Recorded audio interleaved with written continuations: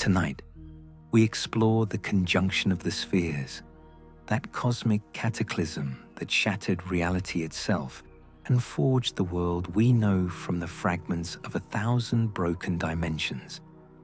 This is a story of worlds colliding, of civilizations falling, and of the birth of an age where magic and monsters walk hand in hand with mortals.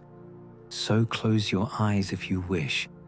Let my voice carry you backward through 15 centuries of history, and together we shall witness the moment when everything changed forever.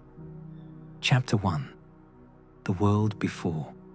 Long before the conjunction, before chaos flooded the world and monsters stalked the night, the continent existed in a state of ancient peace.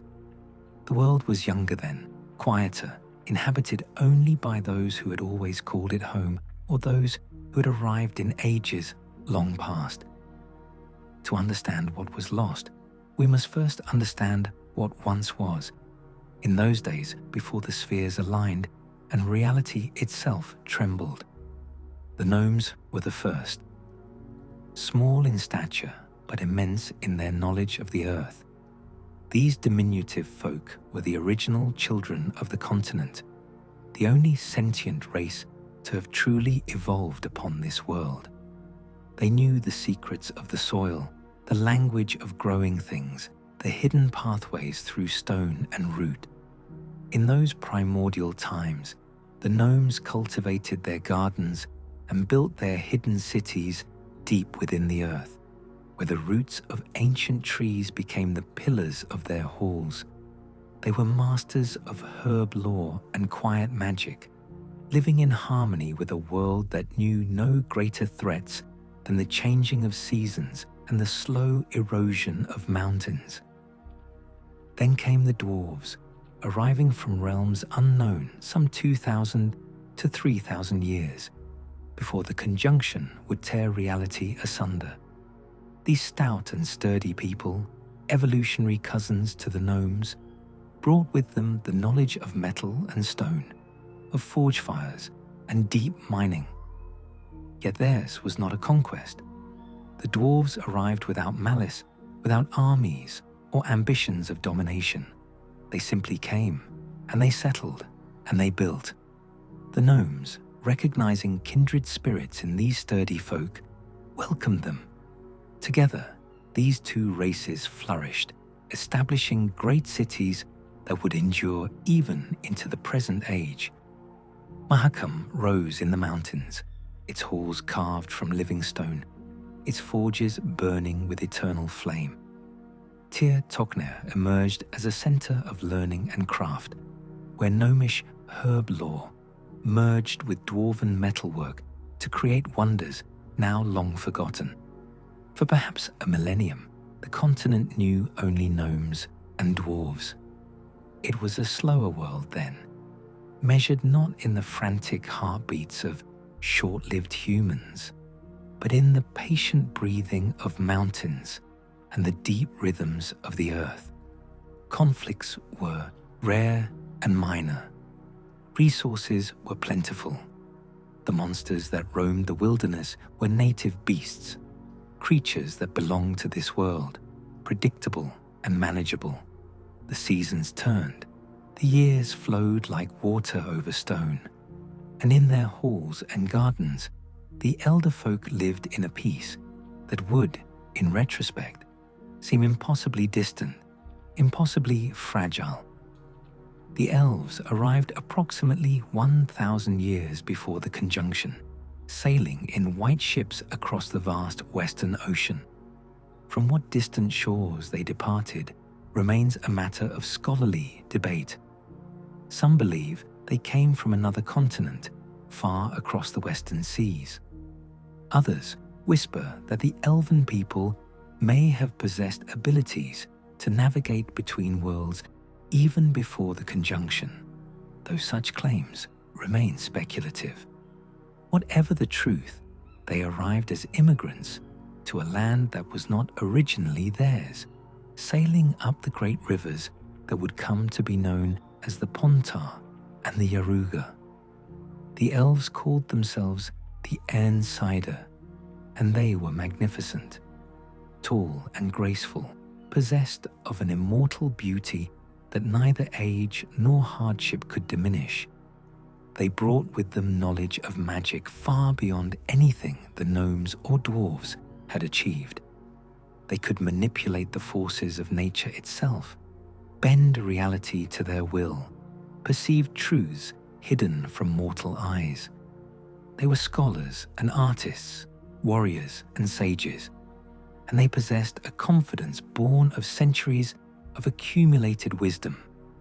When they looked upon the continent, they saw a land of untapped potential, of beauty waiting to be shaped by superior hands.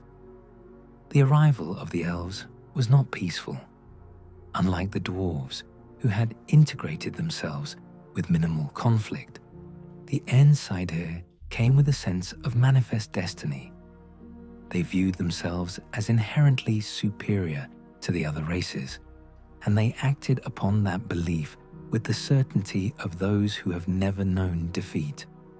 Wars erupted across the continent as the elves sought to establish their dominion. Their magic, honed over countless generations, proved devastating against the gnomes and dwarves, who possessed skill and craft but lacked the raw power to match elven sorcery. The dwarves, practical and pragmatic, retreated to their mountain strongholds, content to hold what they could defend rather than contest every hill and valley.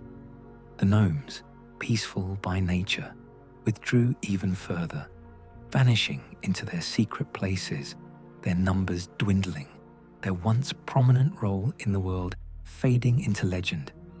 The elves emerged victorious, as perhaps was inevitable. They claimed the best lands, the richest valleys, the most beautiful forests. They built cities of such elegance and grace that even their ruins, millennia later, would inspire awe and longing. Towers of white stone rose toward the heavens. Gardens bloomed with flowers that sang in the wind. The elves established what they called a golden age, a civilization of high culture and higher magic, where art and learning flourished under the benevolent rule of those who considered themselves the rightful inheritors of the world. They looked upon their works and found them good. They imagined their dominion would last forever, eternal as their own seemingly immortal lives. But forever is an illusion, a comforting lie that all civilizations tell themselves. The elves, for all their wisdom and power, could not see what was coming. They could not perceive the invisible tides of fate that were drawing closer with every passing year. They did not know that their world, this world, was merely one sphere among countless others in a vast multiverse of parallel realities and alternate dimensions. They did not understand that these spheres, like celestial bodies in some unimaginably vast cosmic dance, moved in patterns beyond mortal comprehension, drawing near and pulling apart according to laws that even the greatest elven sages could not grasp. The year was 1500 years before the birth of Geralt of Rivia, before the White Wolf would walk the path, before the continent would know the measured tread of witches and the careful politics of human kingdoms. The elves ruled supreme, the dwarves endured in their mountains, the gnomes hid in their secret places, and in spheres beyond counting, in dimensions that brushed against this reality without quite touching, other beings lived their own lives, fought their own battles, evolved along their own strange paths, completely unaware that the boundaries between their worlds were growing dangerously, impossibly thin. The peaceful age was ending, though none could yet perceive the signs. The conjunction of the spheres was drawing near, and with it would come an age of monsters, magic, and blood, that would transform the continent beyond all recognition. The world that the elder races had known for millennia, with all its certainties and established orders, was about to die, and from its ashes, something new and terrible and magnificent would be born. Chapter 2. The Cataclysm Awakens. It began without warning, as all true catastrophes do. There were no prophets crying doom in the streets, no omens written clear in the heavens for those with eyes to see. One moment, reality was as it had always been, stable and certain, each world separate from all others. The next moment, everything changed. The spheres, those countless dimensions that existed parallel to one another, like layers in some infinite cosmic structure, began to converge. The boundaries that had always kept them distinct, that had maintained the separation between world and world, suddenly grew thin, translucent, permeable. And then, with a violence that echoed across every plane of existence simultaneously, they collided. Imagine, if you can, the impossible complexity of what occurred. This was not merely two worlds touching, not simply a pair of realities grinding against one another like tectonic plates. This was the conjunction, a convergence of multiple dimensions, perhaps dozens, perhaps hundreds, all coming together at a single point in space and time. Each sphere carried its own physical laws, its own evolutionary history, its own indigenous life. Each contained beings that had evolved in isolation from all others, creatures shaped by unique environments and unique magics, predators and prey locked in ecological relationships millions of years in the making. All of these worlds, with their countless inhabitants and their incomprehensible diversity, suddenly occupied the same space, overlapping and interpenetrating in ways that defied every law of nature. The physical manifestations of the conjunction were apocalyptic. The sky itself seemed to tear open, great rifts appearing in the fabric of reality like wounds in the flesh of the world.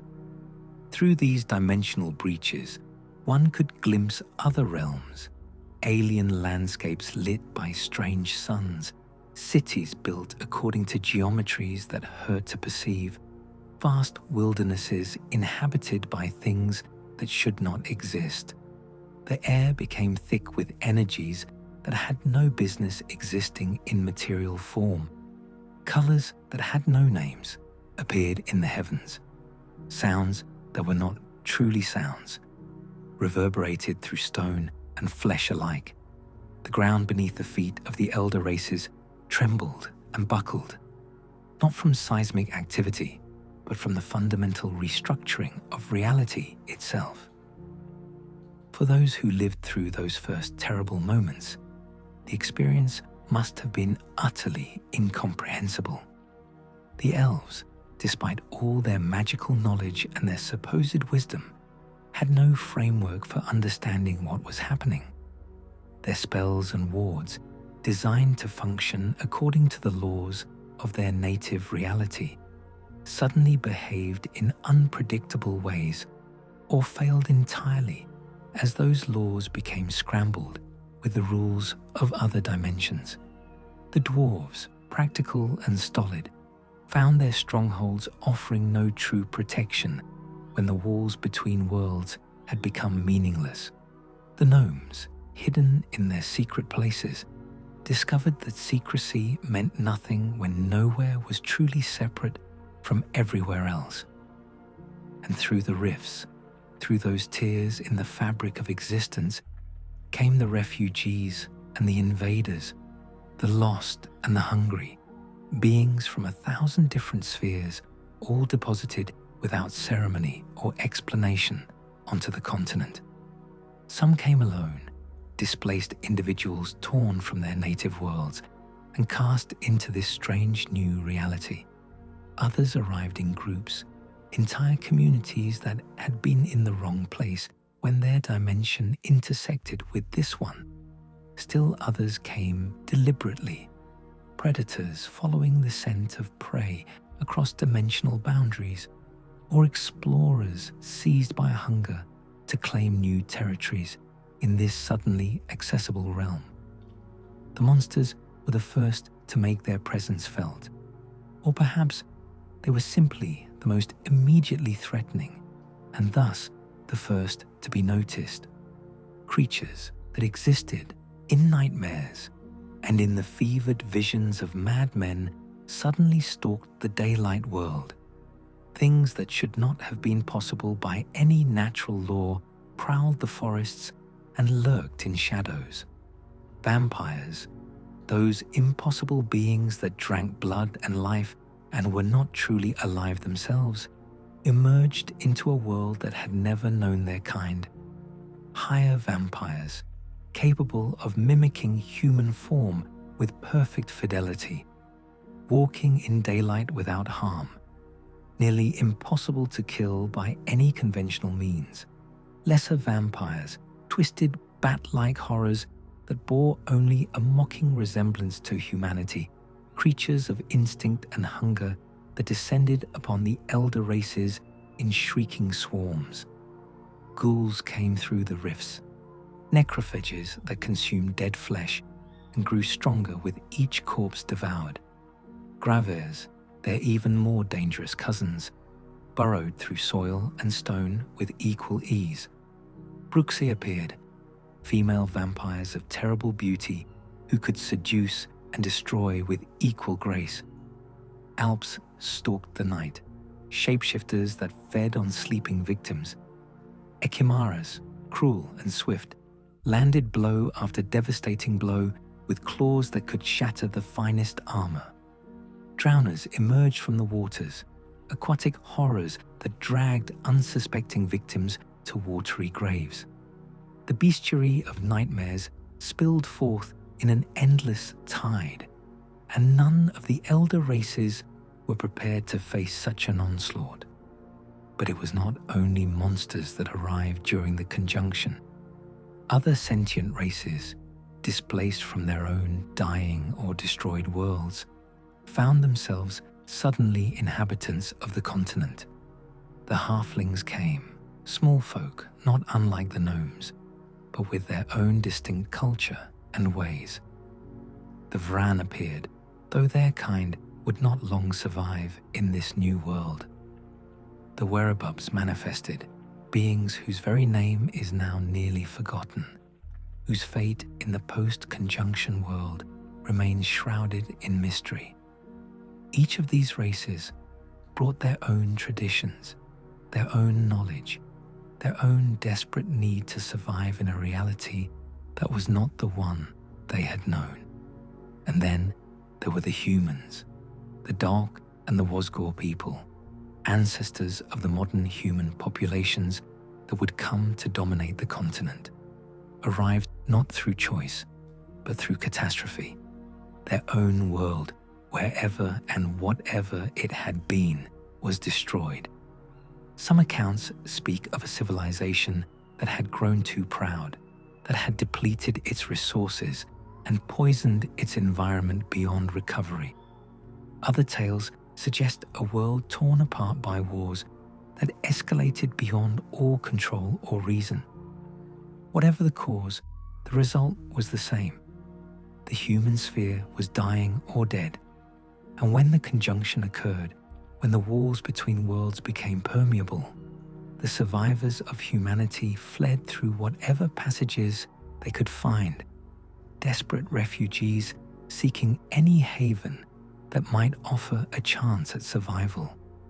The humans who arrived on the continent were a far cry from the sophisticated civilizations they would later build. These were a people traumatized by the loss of everything they had known, desperate and violent and willing to do whatever was necessary to secure a new home. They had no magic, no understanding of the forces that had brought them to this place.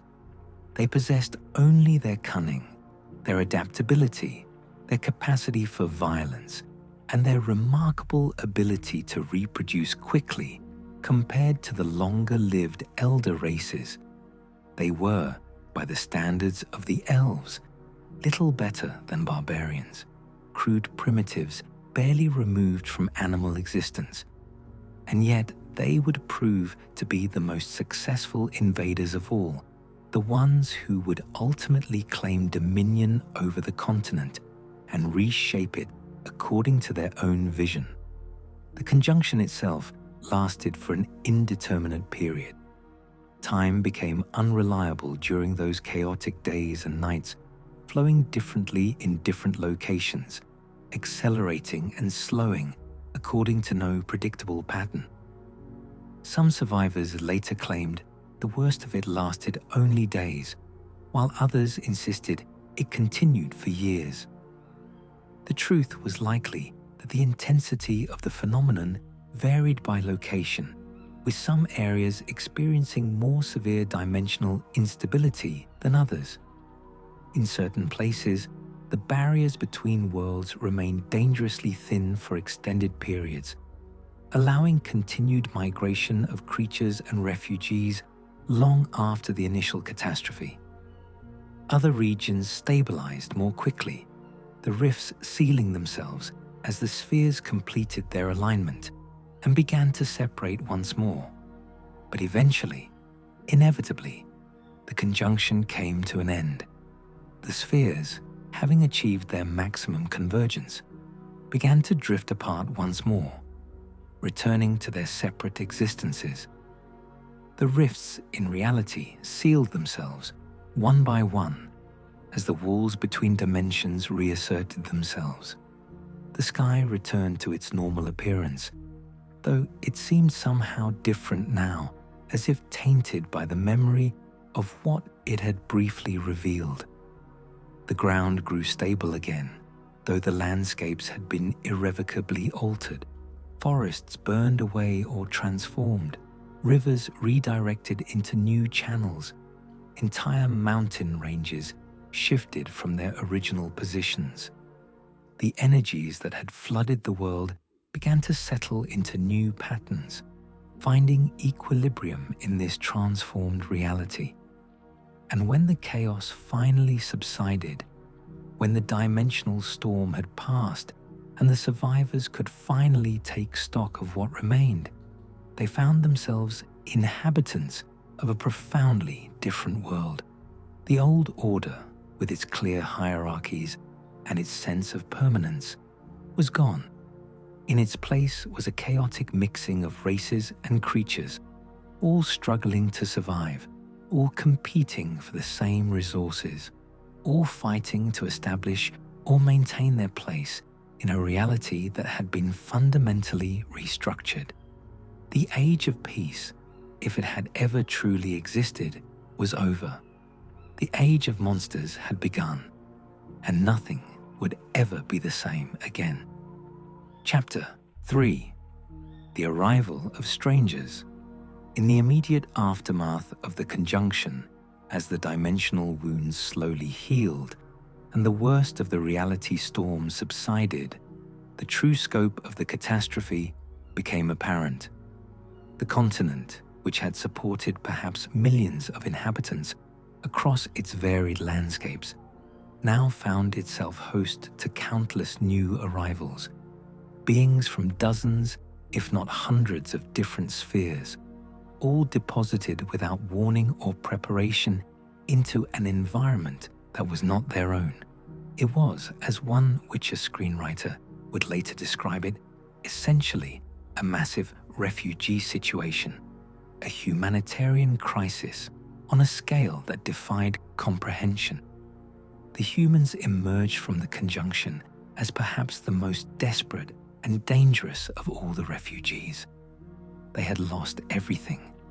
Their world, whatever it had been, was gone beyond recovery, destroyed by forces that the surviving accounts describe only in the vaguest and most catastrophic terms: environmental collapse, resource depletion, apocalyptic warfare, the specific cause mattered less than the result. An entire civilization reduced to scattered bands of survivors, cast into an alien world with nothing but the clothes on their backs and the weapons in their hands. They were the displaced, the dispossessed, a people with nowhere to return to and thus nothing left to lose. These first humans were not the sophisticated beings that would later build the northern kingdoms and the Nilfgaardian Empire. They possessed no written language, no formal system of laws, no organized religion or philosophy according to the accounts that have survived. They were survivors, reduced to the most basic imperatives of existence: find food, find shelter, protect your family, destroy your enemies. They traveled in small groups, tribes and clans held together by blood ties and mutual necessity. They were fierce and they were frightened, a dangerous combination that made them unpredictable and aggressive toward anything they perceived as a threat. What the humans lacked in sophistication, they made up for in adaptability and sheer desperate will. Unlike the elder races, who had evolved over countless generations to fit specific ecological niches, humans proved remarkably capable of thriving in a wide variety of environments. They could survive in climates that would kill an elf, eat foods that would poison a dwarf, endure hardships that would break the spirit of a gnome. They were omnivorous and opportunistic, willing to try anything that might provide nutrition or advantage. Most importantly, they reproduced at a rate that astonished and horrified the elder races, their populations doubling and redoubling with each generation, while elven birth rates remained tragically low. The humans' first encounters with the elder races were tense and often violent. The elves, still reeling from the chaos of the conjunction and struggling to maintain control over their territories, viewed these crude newcomers with a mixture of disgust and wariness. To elven eyes, humans were little better than animals, barbaric and short-lived, capable of only the most basic emotions and primitive reasoning. The idea that such creatures might need to be accommodated, might have any legitimate claim to land or resources, was initially dismissed out of hand. The humans, for their part, saw the elves as potential threats and competitors, beings who controlled the best lands and the richest resources, who spoke in languages the humans could not understand and wielded powers the humans could not comprehend. Yet despite the mutual suspicion and the inevitable conflicts, there were also unexpected connections. Some elven women, it was discovered, found human males to be viable partners for reproduction. Where elven couples might wait centuries between children, an elf-human pairing could produce offspring in the span of mere years. For a race that had long struggled with low birth rates, this discovery was simultaneously fascinating and troubling. It suggested that humans, despite their primitive nature, were not entirely separate from the elder races, but rather represented some strange branch of the same evolutionary tree, close enough for viable reproduction, yet different enough to be unrecognizable. This biological compatibility would, over time, prove to be one of the factors that prevented complete genocidal war between humans and elves. Relationships formed, however tentatively. Half-elven children were born, possessing qualities of both races, often caught between two worlds and fully accepted by neither. These mixed bloodlines would later prove tremendously important, as the genetic legacy of elven ancestry manifested in certain human families as magical talent, enhanced longevity, and in rare cases, abilities like those possessed by Ciri, whose elder blood would make her perhaps the most important being on the continent. But the humans were not the only new arrivals struggling to find their place in this transformed world. The vampires presented a particularly complex challenge. These beings, originating from spheres entirely different from the one the continent occupied, were not undead as folk tales would later claim, but rather a completely separate form of life, evolved along paths so divergent from terrestrial evolution that they seem to violate every natural law. Higher vampires, the most advanced of their kind, could pass perfectly as humans, walking in daylight without harm, immune to all the traditional vampire-killing methods that would later enter folklore. They were intelligent, sophisticated, capable of reason and culture, yet fundamentally alien in their needs and perspectives. The higher vampires had descended from 3 ancient tribes that arrived through a single portal in caves beneath what would later become the land of Toussaint. This concentrated arrival point meant that vampire populations remained relatively small and localized, never reaching the numbers that would have made them a truly existential threat to other races. Yet even in limited numbers, they were formidable. A single higher vampire was virtually immortal, capable of regenerating from almost any injury, immune to fire and silver and sunlight and all the weapons that worked against lesser supernatural creatures. Only another higher vampire could truly kill one of their kind, a fact that made them essentially untouchable by mortal races. The lesser vampires, creatures like the Echimaras and Catacans and Alps, were far more numerous and far more dangerous to the general population. These beings lacked the sophistication and self-control of their higher cousins, operating more on instinct and hunger. They fed on blood, yes, but also on fear and pain, drawn to violence and suffering like moths to flame. They could mimic human form to varying degrees, allowing them to infiltrate communities before revealing their true nature in explosive violence.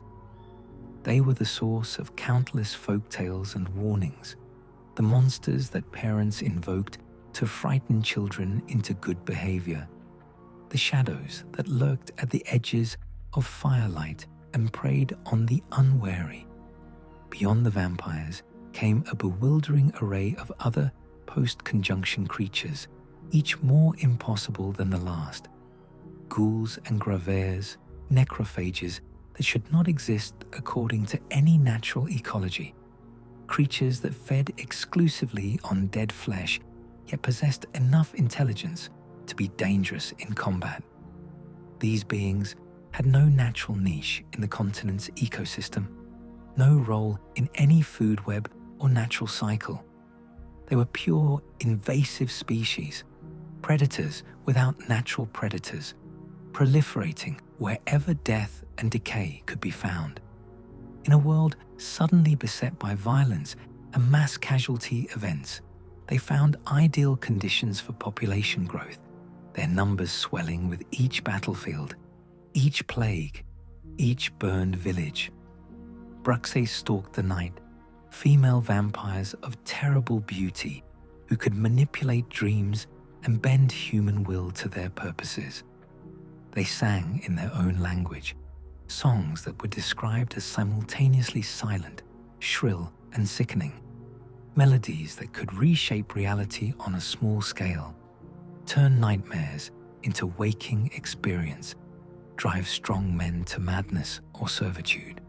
They often took lovers from among the human population, relationships that were simultaneously romantic and predatory, the bruxa requiring blood while offering a kind of dark intimacy that some found irresistible, despite the obvious danger. Drowners lurked in every river and lake and stream, aquatic horrors whose very existence made travel by water a terrifying prospect. These creatures appeared almost humanoid, but twisted, bloated, their skin mottled and diseased-looking, their claws capable of dragging even armored warriors beneath the surface. They had no language, no culture, no apparent intelligence beyond base cunning. Yet they coordinated their attacks with disturbing effectiveness, suggesting some kind of pack behavior or hive mind. Entire communities that had relied on fishing or river trade found themselves cut off from their traditional livelihoods, forced to abandon waterside settlements or develop new methods of defense against these persistent threats. The monsters varied wildly in their intelligence, their aggression, their specific needs and behaviors. Some were purely instinctual, operating on programming as simple and straightforward as any predator: hunt, feed, survive, reproduce. Others displayed disturbing signs of sapience, of actual conscious thought and deliberate cruelty that went beyond mere hunger.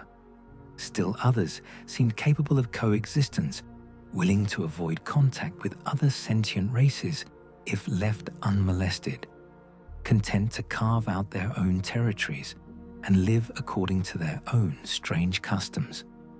The challenge for the continent's inhabitants was determining which creatures fell into which category, a process of trial and error that cost countless lives. For the elder races, the arrival of all these new species represented an existential crisis unlike anything they had previously faced. The elves, despite their magical power, found themselves suddenly on the defensive, their carefully ordered territories invaded by beings they could not predict or control.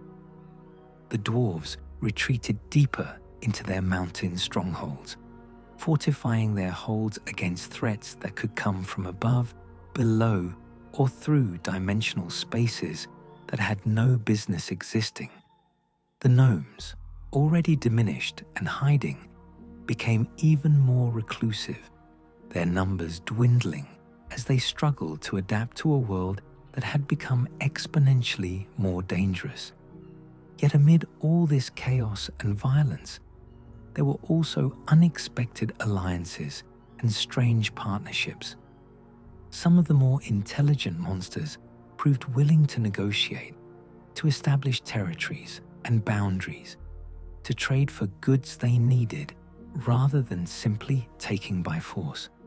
Certain vampire bloodlines made it clear they preferred coexistence to endless warfare, restricting their feeding to willing donors or already deceased bodies rather than hunting living prey. Even some trolls, those dim-witted but surprisingly reasonable creatures, showed themselves capable of peaceful interaction with other races, offering their immense strength in exchange for food, shelter, and companionship. The continent was being forced to accept a new reality, one in which the old certainties no longer applied. This was no longer a world of 3 or 4 established races living in relatively predictable patterns. This was a multiverse compressed into a single dimension, a chaotic mixing of countless evolutionary paths and magical traditions, all forced to coexist in the same physical space. The rules were being rewritten with every passing day. The survivors, whether elder race or human or monster or something else entirely, had no choice but to adapt or die. And for many, this choice was already being made for them, as the stronger, more adaptable species began to establish their dominance, while the weaker or less flexible faced the very real prospect of extinction. The age of monsters was well underway, and there was no going back to what had been before. Chapter 4: The Age of Monsters. The years immediately following the conjunction represented perhaps the darkest period in the continent's history, a time that would later be spoken of in hushed tones as the Age of Monsters. For generations, the various races and creatures struggled not merely for dominance, but for basic survival, as the newly mixed world sought some kind of equilibrium amid the chaos. The comfortable certainties of the pre-conjunction era were gone, replaced by a terrifying new reality where death could come from 1,000 different sources, where the very darkness itself seemed alive with malevolent intent. The monsters were everywhere. That simple fact defined existence for anyone who lived through those terrible generations. There were no safe spaces, no sanctuaries that could guarantee protection. Settlements that had stood for centuries found themselves under siege from creatures their inhabitants had never imagined in their darkest nightmares. Villages were depopulated overnight by vampire attacks, their citizens drained of blood or simply torn apart, their homes left as charnel houses bearing mute testimony to the violence. Towns were overrun by packs of ghouls and grave airs that had grown fat on the countless corpses produced by constant warfare. Cities came under assault from monsters that seemed specifically designed to overcome whatever defenses the inhabitants could muster. The ecological impact was profound and devastating. The post-conjunction creatures had no natural place in the continent's food webs. They were invasive species in the truest and most destructive sense, predators without natural predators, parasites without hosts that could sustain them indefinitely. They competed with native species for food and territory, often driving established populations to extinction or near extinction. Forests that had stood for millennia were denuded as monster populations exploded beyond sustainable levels. Entire species of animals vanished, unable to adapt quickly enough to avoid the new predators that hunted them. Rivers became graveyards, their waters thick with the corpses of those who had attempted to cross. For the intelligent races, the challenge was not merely biological, but psychological. The pre-conjunction world, for all its conflicts and dangers, had been fundamentally comprehensible. The threats one faced were known quantities, beasts that could be understood and therefore managed, rivals whose motivations could be predicted and whose capabilities could be measured. But the post-conjunction monsters defied comprehension. They violated natural law. They possessed abilities that seemed more like dark miracles than evolved traits. How does one fight a creature that can regenerate from any wound? How does one defend against a predator that can become invisible or walk through walls? How does one negotiate with a being that views all other life as nothing more than food? The psychological toll was perhaps most severe on the elves, who had enjoyed uncontested dominance for so long. To suddenly find themselves prey, to watch their carefully constructed civilization being torn apart by creatures they considered abominations. This represented a fundamental assault on their worldview. The elves had believed themselves to be the pinnacle of evolution, the apex of intelligence and culture. The conjunction had proven them wrong in the most brutal way possible, demonstrating that there were forces in the multiverse vastly more powerful than elven magic, creatures that viewed the proud Insider as nothing more than another potential meal. The elven response was a combination of denial, fury, and desperate adaptation. They retreated into their remaining strongholds, fortifying their cities with magical wards that might repel or at least slow the monsters that assailed them. They developed new forms of combat magic, spells designed specifically to counter the abilities of post-conjunction creatures. They instituted strict curfews and movement restrictions, attempting to limit the casualties by keeping their people safe behind walls and barriers. But walls can be breached, magic can fail, and every restriction came at a cost to the freedom and prosperity that had characterized elven society in earlier ages. The dwarves, more pragmatic by nature, fared somewhat better. Their mountain holds had always been designed for defense, and the solid stone of their halls proved more resistant to monster incursions than the elegant but vulnerable cities of the elves.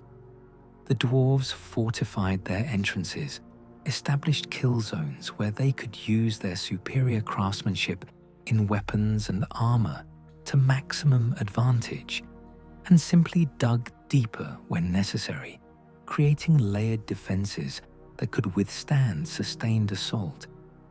Yet even they paid a terrible price as mining operations became exponentially more dangerous, as supply lines to surface communities were severed, as entire holes were sometimes lost to particularly persistent or powerful monsters.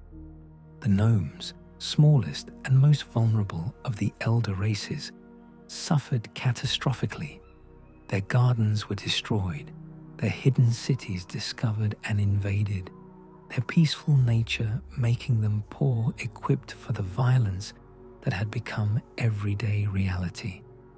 The gnomish population, never large to begin with, plummeted during the Age of Monsters.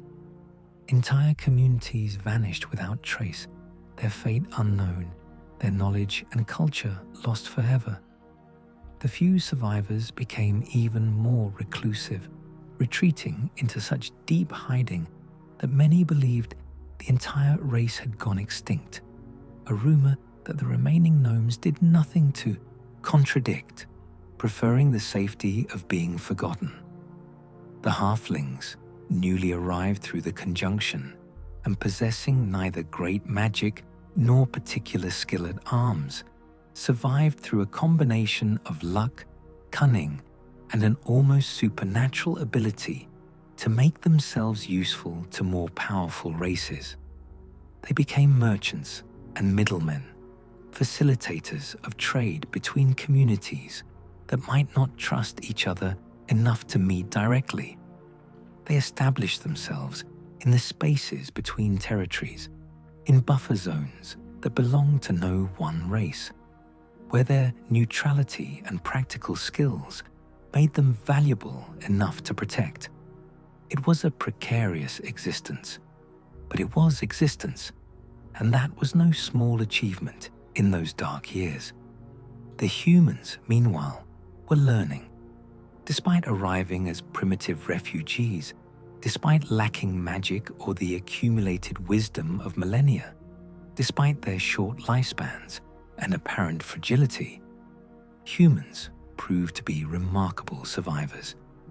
They studied the monsters, observed their behaviors, identified their patterns and weaknesses. They developed specialized weapons and tactics, learned which creatures could be reasoned with and which had to be destroyed on sight. They borrowed knowledge wherever they could find it, absorbing techniques from dwarves, magical principles from elves, herbalist lore from the few gnomes who would share it. Most importantly, humans proved willing to take risks that the longer-lived races would not. When an elf might spend decades studying a new creature before attempting to confront it, a human hunter would face it within weeks, armed with courage and desperation more than knowledge. Many died, of course. The human casualty rate was staggering. But the survivors learned, and what they learned spread rapidly through their communities, accumulating into a body of practical monster hunting knowledge that grew with each generation. The humans also possessed a ruthlessness that served them well in this new age. They were willing to destroy entire monster nests rather than attempting coexistence, to burn forests if that was what it took to eliminate a threat, to sacrifice individual lives without hesitation if it meant securing safety for their communities. The elder races, with their longer lifespans and deeper connections to their history and environment, often hesitated at such extreme measures. Humans rarely did. This willingness to embrace total war against the monsters, to pursue extinction rather than containment, gave them an advantage in securing territory and resources. The various monster species, for their part, were engaged in their own struggles for survival and dominance. Vampires competed with ghouls for food sources. Drowners battled each other for control of waterways. Larger, more powerful creatures established territories and drove out smaller competitors. A complex and savage ecology was developing, one that followed no natural laws, but rather the chaotic logic of a forced mixing of incompatible systems. Some monster species went extinct in these early years, unable to adapt to the competition or the sustained assault from intelligent races. Others thrived, finding the post-conjunction world more hospitable than their native spheres had been. Certain monsters demonstrated unexpected intelligence and even capacity for culture. Trolls, those massive stone-skinned beings who appeared dim-witted but possessed surprising emotional depth, began to form loose communities. They learned to speak the common tongue, albeit poorly, and some even took up positions as bridge guardians or toll collectors, providing a service in exchange for payment in food or drink. Their immense strength and durability made them valuable as laborers and guards, and those trolls who chose cooperation over conflict often found themselves welcomed, if warily, into the fringes of civilization. Rock trolls and ice trolls proved similarly capable of integration, each adapted to their respective environments, each possessing enough reasoning to understand the benefits of peaceful coexistence. They were not sophisticated beings by any measure, their conversations often comical in their simplicity, their understanding of complex concepts limited. Yet they were not mindless either, and the fact that they could be reasoned with, could form something resembling friendships with members of other races, suggested that the post-conjunction world was not entirely a Darwinian nightmare of pure predation. But for every species that demonstrated potential for coexistence, there were a dozen that remained implacably hostile. The various draconids, dragon-like creatures of varying sizes and intelligence levels, proved to be territorial and aggressive, attacking any settlement built near their claimed lands. Arachnomorphs, giant spiders, and their variants spread through forests and caves, their webs becoming death traps for the unwary, their venom claiming countless lives. Insectoids of various types, creatures that bore only passing resemblance to terrestrial insects but followed similar social structures, established hives that expanded relentlessly, consuming everything in their path.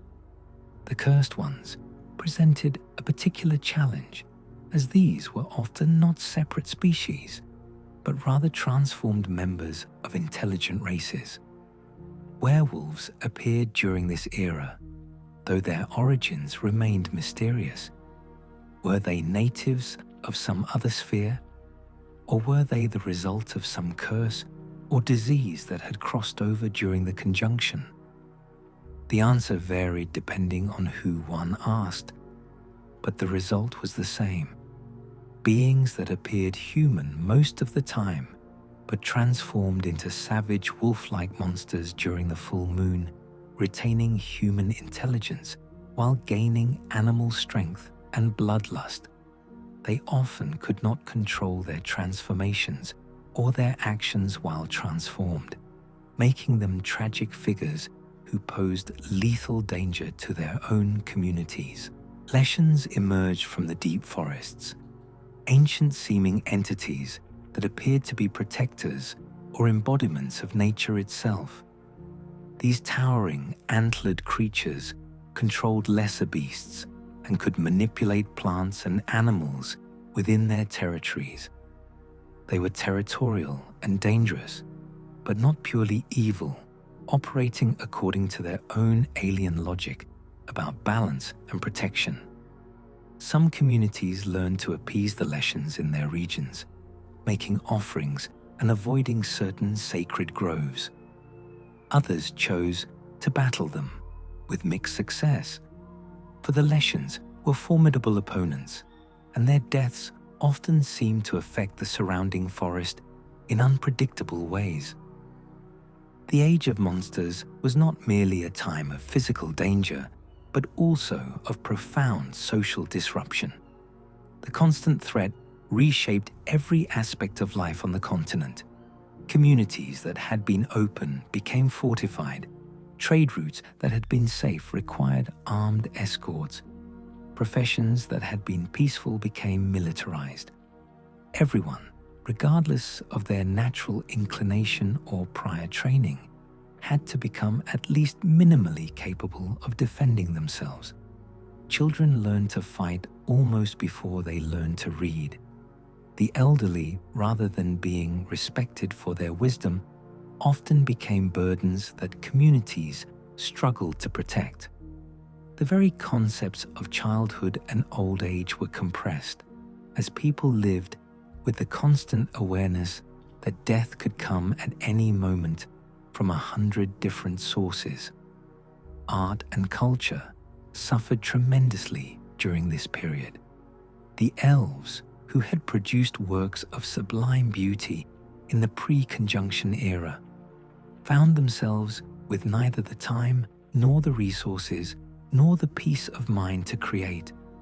Their greatest masterpieces gathered dust in libraries that were being converted into fortresses. Their most accomplished poets and musicians took up weapons instead of instruments. The dwarves, always more practical, focused their considerable craftsmanship on weapons and armor rather than the decorative pieces they had once produced. Songs became martial rather than celebratory. Stories became warnings rather than entertainment. Yet even in the darkest times, there were glimmers of hope and even beauty. Communities pulled together in the face of shared danger. Old grudges sometimes forgotten in the need for mutual defense. Heroes emerged, individuals who, through courage or skill or luck, managed to slay particularly dangerous monsters and inspire others. New traditions developed around these victories, festivals celebrating monster slayers, songs honoring those who had fallen protecting their communities. The very horror of the age created a need for stories of triumph, for evidence that the monsters could be defeated, that civilization could endure. And slowly, painfully, over generations, the situation began to stabilize. The monster populations, having reached unsustainable levels in some regions, began to decline due to starvation, disease, and the constant hunting by intelligent races. The survivors learned which areas to avoid, which creatures could be placated, which had to be fought. Trade routes were re-established, cautiously at first, then with growing confidence as certain paths proved relatively safe. The various intelligent races, having been forced into proximity and cooperation by the mutual threat, began to develop more sophisticated relationships, to see each other not merely as competitors, but as potential allies in a world that remained dangerous for everyone. The age of monsters was not truly over, would never be entirely over as long as the post-conjunction creatures remained part of the continent's ecosystem. But its worst excesses were past. The period of pure chaos and uncontrolled proliferation had given way to something more stable, a new equilibrium that was harsher and more dangerous than the pre-conjunction world, but at least comprehensible and survivable. The intelligent races had learned to live in a world of monsters. Now they would have to learn to live with each other, and that would prove to be an even greater challenge. Chapter 5: The Gift and Curse of Chaos. Among all the changes wrought by the conjunction of the spheres, perhaps none was more profound or more subtle than the introduction of chaos to the world. This was not the chaos of disorder and violence, though those certainly followed in its wake. This was chaos with a capital letter, a primordial force, a fundamental energy that existed in the spaces between dimensions and had flooded into the material world when the barriers between spheres dissolved. It was power in its rawest form, reality itself rendered malleable, the stuff from which spells were woven and miracles made manifest. It was magic, but not as the elder races had known it. This was something older, stranger, more dangerous, and infinitely more powerful. Before the conjunction, magic on the continent had been a relatively limited phenomenon. The elves possessed it, certainly, and their mastery was impressive by pre-conjunction standards. They could manipulate natural forces, could kindle flames with a thought, or cool water from the air, could sense emotions, and occasionally perceive the future in prophetic dreams. Their magic was based on understanding and harmony with natural forces, a sophisticated but ultimately finite system that operated according to discoverable rules and respected certain boundaries. It was, in modern terms, closer to advanced science than to the wild sorcery that would emerge after the conjunction. The dwarves and gnomes possessed their own forms of magic, though they rarely thought of it in those terms. Gnomish herb lore allowed them to create potions and poultices with effects that seemed miraculous, medicines that could heal wounds that should have been fatal, toxins that could kill with a single drop. Dwarven runesmiths could inscribe their works with symbols that granted unusual properties, weapons that struck with more than physical force, armor that turned aside blows that should have pierced it. But these were subtle magics, small-scale manipulations of reality that required years of study and precise application. They were crafts as much as powers, learned skills rather than innate abilities. The conjunction changed everything. When the spheres converged, the dimensional boundaries that had kept chaos contained within its native realms were breached.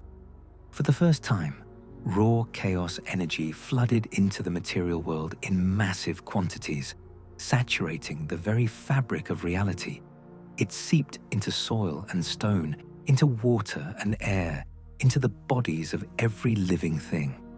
It pooled in certain locations where the dimensional boundaries had been particularly thin, creating areas of concentrated magical power that would later be called places of power. It flowed along invisible channels through the earth, creating ley lines that future mages would learn to tap for enhanced spellcasting. It fundamentally restructured the rules by which reality operated, making possible things that should have been impossible. For most beings, the influx of chaos had little immediate effect. The vast majority of creatures, whether elder race or newly arrived species, lacked the necessary biological or psychological structures to consciously manipulate this energy. They lived in a world saturated with magic, but remained essentially non-magical themselves, like fish swimming in water without awareness of the medium in which they existed. But for a small minority, those born with particular genetic markers, or those whose bodies had been altered by direct exposure to concentrated chaos, the new energy became accessible, controllable, a source of power that could be shaped by will and intention. The elves were the first to truly understand what had happened.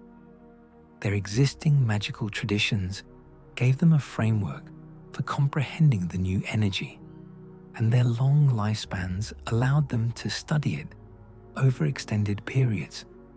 They discovered that post-conjunction magic was not merely stronger than what they had known before, but fundamentally different in nature. The old magic had worked with natural forces, guiding and shaping them. The new magic could defy natural laws entirely.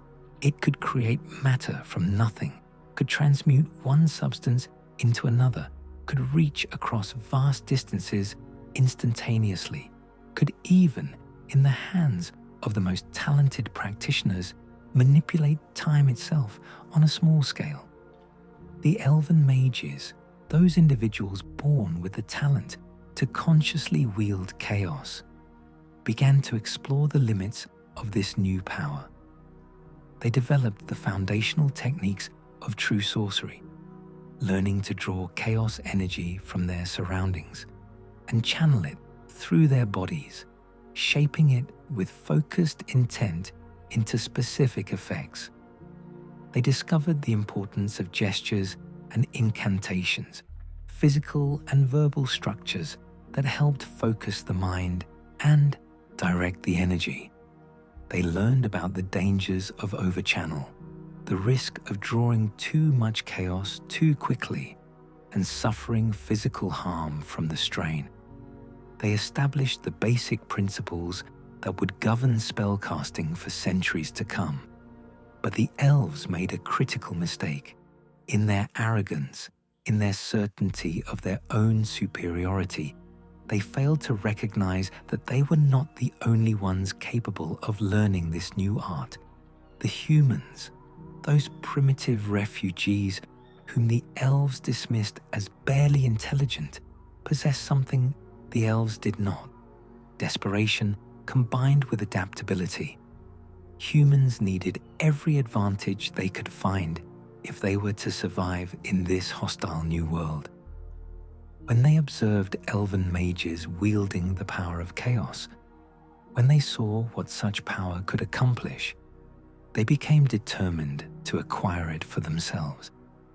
The humans had no natural magical tradition, no framework for understanding how spells worked or why certain individuals could cast them while others could not.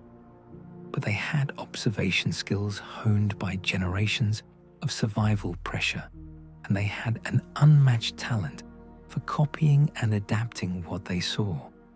Human observers studied elven mages from afar, noting the gestures they made, the words they spoke, the materials they used. They experimented with these techniques themselves, suffering tremendous casualties in the process. For chaos is not forgiving of mistakes.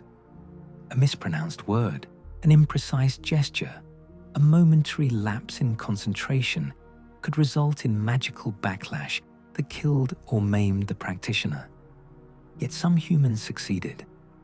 Those rare individuals who possessed the genetic markers necessary for conscious chaos manipulation found that they could indeed cast spells, could wield the same power that the elves commanded.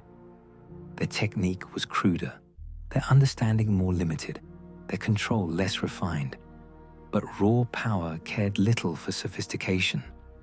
A fireball cast by a human mage burned just as hot as one cast by an elf. A shield spell maintained by a human will turned aside weapons just as effectively as elven magic. And humans, with their rapid reproduction and their willingness to share knowledge freely, rather than hoarding it as the elves did, could produce more mages per generation than the elder race ever managed. The first human magic users were likely shamans and wise women, individuals who had served as spiritual leaders in their communities even before the conjunction. These were people accustomed to working with forces they did not entirely understand, to performing rituals whose efficacy seemed more mystical than mechanical. When chaos energy became available, they were psychologically prepared to accept that reality could be shaped by will and ritual. They experimented with the techniques they observed from elves, combining them with their own traditions, creating a hybrid approach to magic that was uniquely human. Over time, these early practitioners developed into true mages. They established apprenticeship systems, teaching their knowledge to those who showed talent. They formed loose organizations, proto-magical guilds where information could be shared and techniques refined. They learned that magical talent ran in families, that the children of mages were more likely to possess the gift than the general population, though the inheritance pattern was far from simple or predictable. They discovered that women were, for reasons no one fully understood, more likely to be born with strong magical talent than men, a fact that would have profound social consequences in the centuries to come. The elves watched these developments with growing alarm. The idea that humans, those short-lived barbarians, could master the art of sorcery was disturbing enough. But the humans proved to be not merely capable, but in some ways superior to elven mages. Human magical research advanced with remarkable speed, driven by competitive pressure rather than the patient contemplation favored by elven scholars. Human mages, aware of their limited lifespans, worked with urgent intensity that their elven counterparts could not match. They took risks, pushed boundaries, attempted spells that elven mages would have deemed too dangerous. Many died in failed experiments, but the survivors accumulated knowledge at a rate that astonished observers. The development of human magic was accelerated by the arrival of certain post-conjunction creatures who possessed innate magical abilities. Dragons, those rare and powerful beings who had crossed over during the dimensional convergence, could cast spells without training or study, their magic woven into their very nature. Studying dragons, even from a distance, provided human mages with insights into how chaos energy flowed through living tissue, how biological structures could be adapted to channel magical power more efficiently.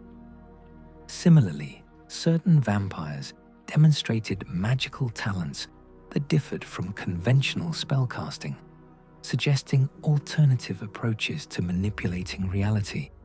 The theoretical understanding of magic evolved rapidly during this period. Mages of all races began to comprehend that chaos energy existed in different configurations, that certain types of spells required specific frequencies or patterns of chaos to function properly. They identified what would later be called the magical spectrum, recognizing that illusion magic operated differently from elemental magic, that the healing spells drew on different aspects of chaos than destructive spells, that enchantment and transmutation represented entirely separate disciplines despite superficial similarities.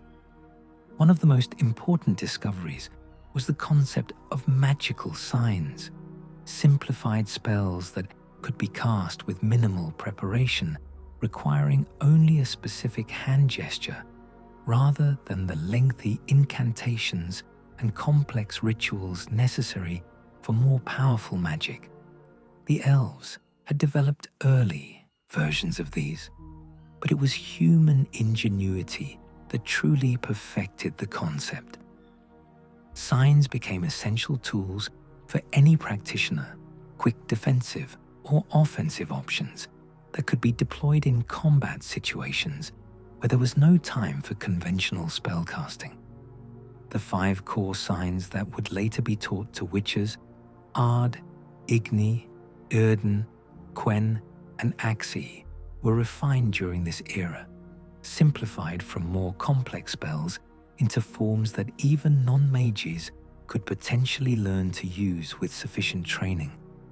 But chaos energy proved to be a double-edged sword, as powerful as it was dangerous. Mages who overused their abilities aged prematurely, their bodies worn down by the constant flow of energy. Some developed addictions to spellcasting, the euphoric sensation of wielding chaos becoming a need they could not resist even when it damaged them. Others lost their sanity, their minds fragmenting under the pressure of perceiving realities that mortal consciousness was not meant to comprehend. The phrase, "the price of magic," entered common usage during this time, acknowledging that power always came with costs, that nothing as potent as chaos manipulation could be obtained without sacrifice. Magical accidents became increasingly common as more individuals attempted to harness chaos without proper training or understanding. Spontaneous fires consumed villages when young mages lost control of their powers. Magical explosions left craters where homes had stood. Summoning attempts gone wrong brought hostile entities through dimensional rifts that should have remained sealed. The various races began to recognize the need for regulation, for systems to identify magical talent early and ensure proper training, for laws governing what types of magic could be performed where and under what circumstances. Yet despite the dangers, magic became increasingly central to life on the continent. Mages established themselves as essential members of society, offering services that range from healing to weather prediction to military support. Magical academies were founded, institutions where talented youth could receive formal training in the art of sorcery. The most powerful mages began to involve themselves in politics, advising rulers, brokering peace agreements, occasionally seizing power directly when they judged mortal leaders inadequate. A new hierarchy was developing, one based not on race or lineage, but on raw magical power and the wisdom to wield it effectively. The gift, as magical talent came to be called, remained relatively rare. Even in the post-conjunction world, saturated with chaos energy, only a small percentage of any population possessed the necessary biological structures to consciously manipulate that energy. This scarcity made mages valuable, gave them leverage in negotiations with rulers and communities, but it also isolated them, marked them as different, sometimes as dangerous. The common folk viewed mages with a mixture of awe and fear, recognizing their utility while remaining wary of their power. This ambivalence would characterize the relationship between magic users and normal society for centuries to come. The conjunction had given the world magic in abundance, power beyond anything the elder races had imagined possible. It had leveled the playing field between species, allowing humans to compete with elves on terms that their physical capabilities alone could never have achieved. It had created new possibilities, new professions, new forms of art and scholarship. But it had also introduced new dangers, new forms of conflict, new ways for the ambitious and the reckless to cause harm on catastrophic scales. The gift of chaos was transformative, enabling, empowering. But it was also a curse, a source of corruption and destruction that would shadow the continent for all the ages to come. The world had gained magic, and magic, like the monsters that now stalked the night, would prove impossible to banish, an integral part of reality that had to be accommodated, managed, and always feared. Chapter 6. The Human Conquest. In the centuries following the conjunction, as the worst chaos subsided and the various races adapted to their new reality, a profound shift in power began to manifest across the continent.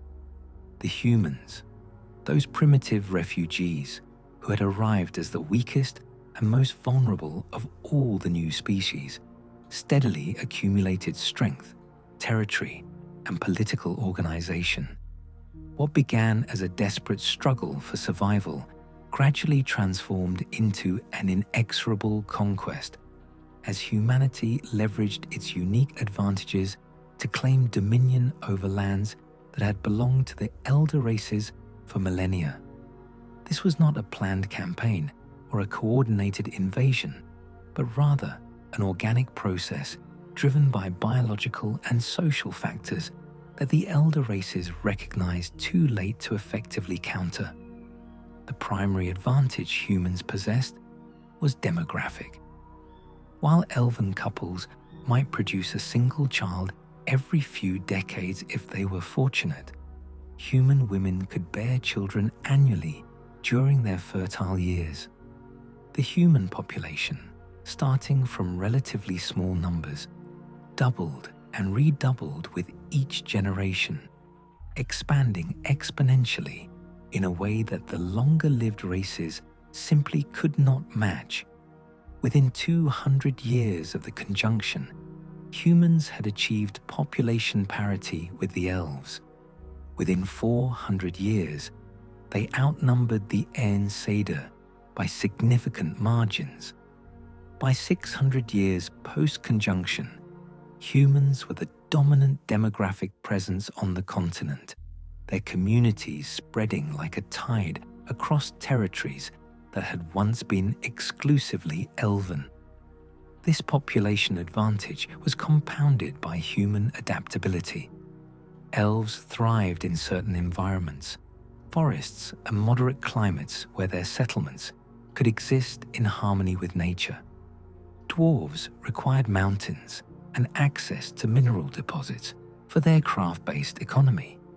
But humans could settle virtually anywhere. They established farming communities on plains that the elves had deemed unsuitable for civilization. They built fishing villages on rocky coasts that offered no appeal to other races. They cleared forests and drained swamps, transforming landscapes to suit their needs rather than adapting to existing conditions.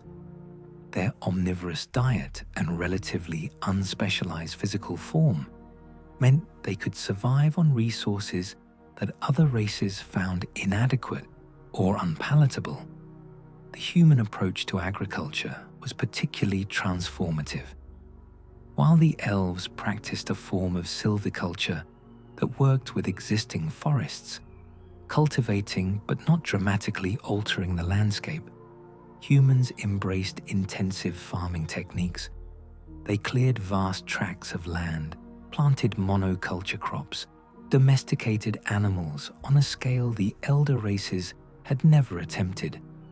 This approach was ecologically destructive, certainly, but it was also remarkably efficient at producing the surplus food necessary to support growing populations. Human settlements could sustain larger communities on smaller territories, giving them a crucial advantage in the competition for livable space. The acquisition of magic proved to be another decisive factor in humanity's rise. Once human mages mastered the art of wielding chaos, they applied it with characteristic pragmatism to solving practical problems. They developed agricultural magic, spells that enriched soil or encouraged plant growth or protected crops from pests and disease. They created weather magic, allowing communities to increase rainfall in dry regions or prevent destructive storms from damaging settlements. They refined combat magic, transforming warfare from a matter of physical prowess to a contest of magical power where a single talented sorcerer could turn the tide of battle. Human magical education advanced with remarkable speed, driven by competition between emerging kingdoms and the desire to produce ever more powerful mages. The establishment of magical academies formalized training that had previously been haphazard apprenticeship arrangements. These institutions, while often politically compromised and sometimes ethically questionable in their methods, succeeded in producing generation after generation of competent spellcasters. Human magic became systematized, standardized, teachable in ways that elven magic, with its emphasis on individual enlightenment and harmony with nature, never was. The formation of human kingdoms represented a qualitative shift in the power dynamics of the continent. Unlike the elder races, whose political structures tended toward loose confederations or city-states that maintained significant autonomy, humans embraced centralized authority. Kings and queens emerged who claimed sovereignty over vast territories, who could command armies numbering in the thousands, who accumulated wealth through taxation and trade on scales that dwarfed the resources available to any single elven clan or dwarven hold. These kingdoms competed fiercely with each other, but they also presented unified fronts when dealing with non-human populations, coordinating their expansion in ways that the more individualistic elder races struggled to counter. The human conquest was not purely a matter of outbreeding and out-organizing their competitors. Violence played a central role as human kingdoms expanded their territories through military campaigns against elven settlements and claimed dwarven mining territories through force of arms. These were not genocidal wars, not initially, but rather the grinding pressure of demographic expansion backed by military force.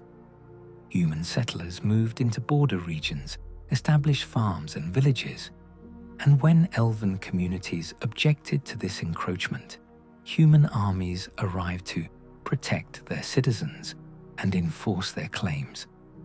The elves, proud and sophisticated, but ultimately outnumbered and outmaneuvered, found themselves slowly pushed back from the lands they had held since before the conjunction. Their great cities fell one by one, some to direct assault, others abandoned when continuing to hold them became untenable. The elven response was hampered by internal divisions, as different clans and communities disagreed about how to address the human threat. Some advocated for all-out war, for a coordinated campaign to drive the humans back before their numbers grew further. Others counseled coexistence, arguing that accommodation was preferable to mutual destruction. Still, others chose withdrawal, retreating deep into remaining forests and abandoning the lowlands to human control. The dwarves navigated this transition more successfully than the elves, largely by focusing on defense rather than attempting to maintain territorial claims that had become impossible to enforce. They fortified their mountain holds, made them impregnable to assault, and then negotiated from positions of strength with the human kingdoms that now surrounded them. Dwarven craftwork, particularly their expertise in metalsmithing and stonework, remained highly valued by human rulers, giving the dwarves economic leverage that translated into political autonomy. Many dwarven communities became semi-independent enclaves within human kingdoms, maintaining their own laws and customs while acknowledging human sovereignty over the broader territory.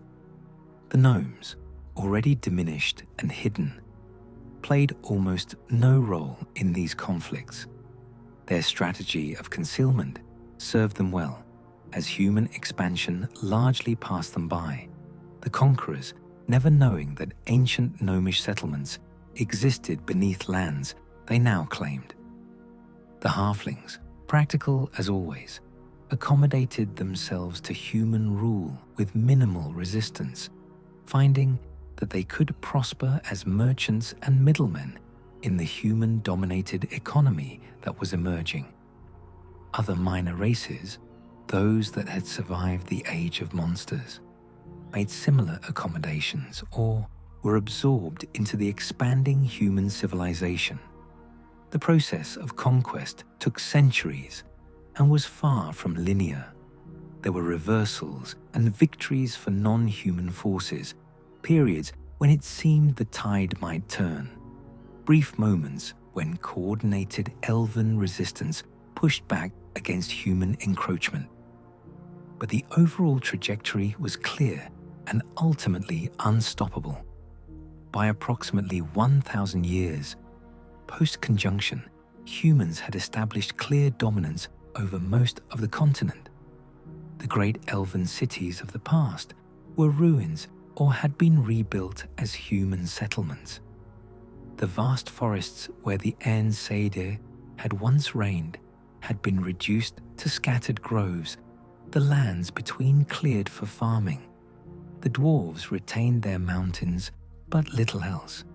The age of elder race dominance was over, ended not through any single catastrophic defeat, but through the slow accumulation of 1,000 small losses. The human conquest brought profound changes to every aspect of life on the continent. Languages shifted, with common speech derived from human tongues, becoming the lingua franca that all races had to learn if they wished to participate in trade or diplomacy. Laws changed, reflecting human customs and priorities rather than the traditions of the elder races. Economies restructured themselves around human agricultural and commercial practices. Architecture transformed as human building styles, functional rather than elegant, replaced or modified the structures built by previous inhabitants. For the elves, the loss of their dominion was a source of profound grief and resentment that would fester for centuries. They had gone from rulers to refugees in their own homeland, from a proud people confident in their superiority to a demographic minority forced to navigate systems designed by those they still viewed as inferior. Some elves attempted to integrate into human society, taking positions as advisors or using their magical talents to secure places of relative privilege. Others retreated into isolation, forming separatist communities that had minimal contact with the human world. Still others turned to violence, forming guerrilla groups that harassed human settlements and attacked collaborators, fighting a losing battle for revenge, if not for reconquest. The Scoia'tael, as these elven resistance fighters would later be called, represented the bitterness and desperation of a defeated people. They operated from hidden bases in remaining forests, conducted raids against human villages and trade caravans, and executed those they deemed race traitors. Their actions were simultaneously heroic resistance and futile violence, depending on one's perspective, acts of defiance that changed nothing about the fundamental power dynamics, but provided an outlet for elven rage and a symbol of continuing resistance against human domination. The human kingdoms responded to the Scoia'tael with punitive campaigns and collective punishment, further embittering relations and ensuring that the cycle of violence would continue for generations. The human conquest was not purely destructive. Human kingdoms brought certain benefits that even their detractors had to acknowledge. They established legal systems that, while imperfect, provided more consistent justice than the ad hoc arrangements of earlier eras. They built road networks that facilitated trade and travel. They organized monster hunting campaigns that made travel safer than it had been during the Age of Monsters. They created institutions of learning that, while focused primarily on human concerns, occasionally admitted talented non-humans and advanced knowledge in various fields. The Pax Humana, for all its flaws and injustices, did bring a form of order to a continent that had known primarily chaos since the Conjunction. Yet the costs of conquest could not be ignored. Ancient forests that had stood for millennia were reduced to farmland. Elven cultural treasures were destroyed or looted. Knowledge that had taken centuries to accumulate was lost when libraries burned or scholars were killed. The diversity of peoples and cultures that had existed before was being homogenized, flattened into a more uniform society that reflected human norms and expectations. The continent was becoming a human world, and everything that made it unique or strange or beautiful was being slowly eroded in the name of progress and civilization. By approximately 500 years before Geralt's time, the conquest was effectively complete.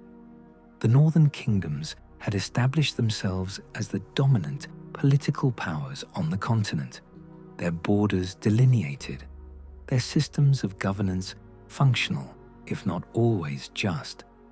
The south had coalesced into what would become the Nilfgaardian Empire, even more centralized and militaristic than the northern states. The elder races had been reduced to minorities in their own homeland, their influence limited to specific enclaves and their surviving strongholds. The world had been transformed, reshaped in humanity's image. And while the process was gradual enough that few living through it could perceive the full scope of the change, the cumulative effect was revolutionary. The post-conjunction world had become a human world, and nothing would ever restore what had been lost in the transition. Chapter 7. Birth of the Witches. As human civilization expanded and consolidated its control over the continent, the monster populations that had proliferated wildly during the first centuries, post-conjunction began to stabilize at levels that, while reduced from their peak, remained sufficiently dangerous to present ongoing threats to settlements and travelers. Regular military forces, despite improved equipment and tactical knowledge, were poorly suited to hunting monsters. Soldiers trained to fight other humans struggled against opponents who might regenerate from wounds, resist conventional weapons, or possess supernatural abilities that made traditional combat formations useless.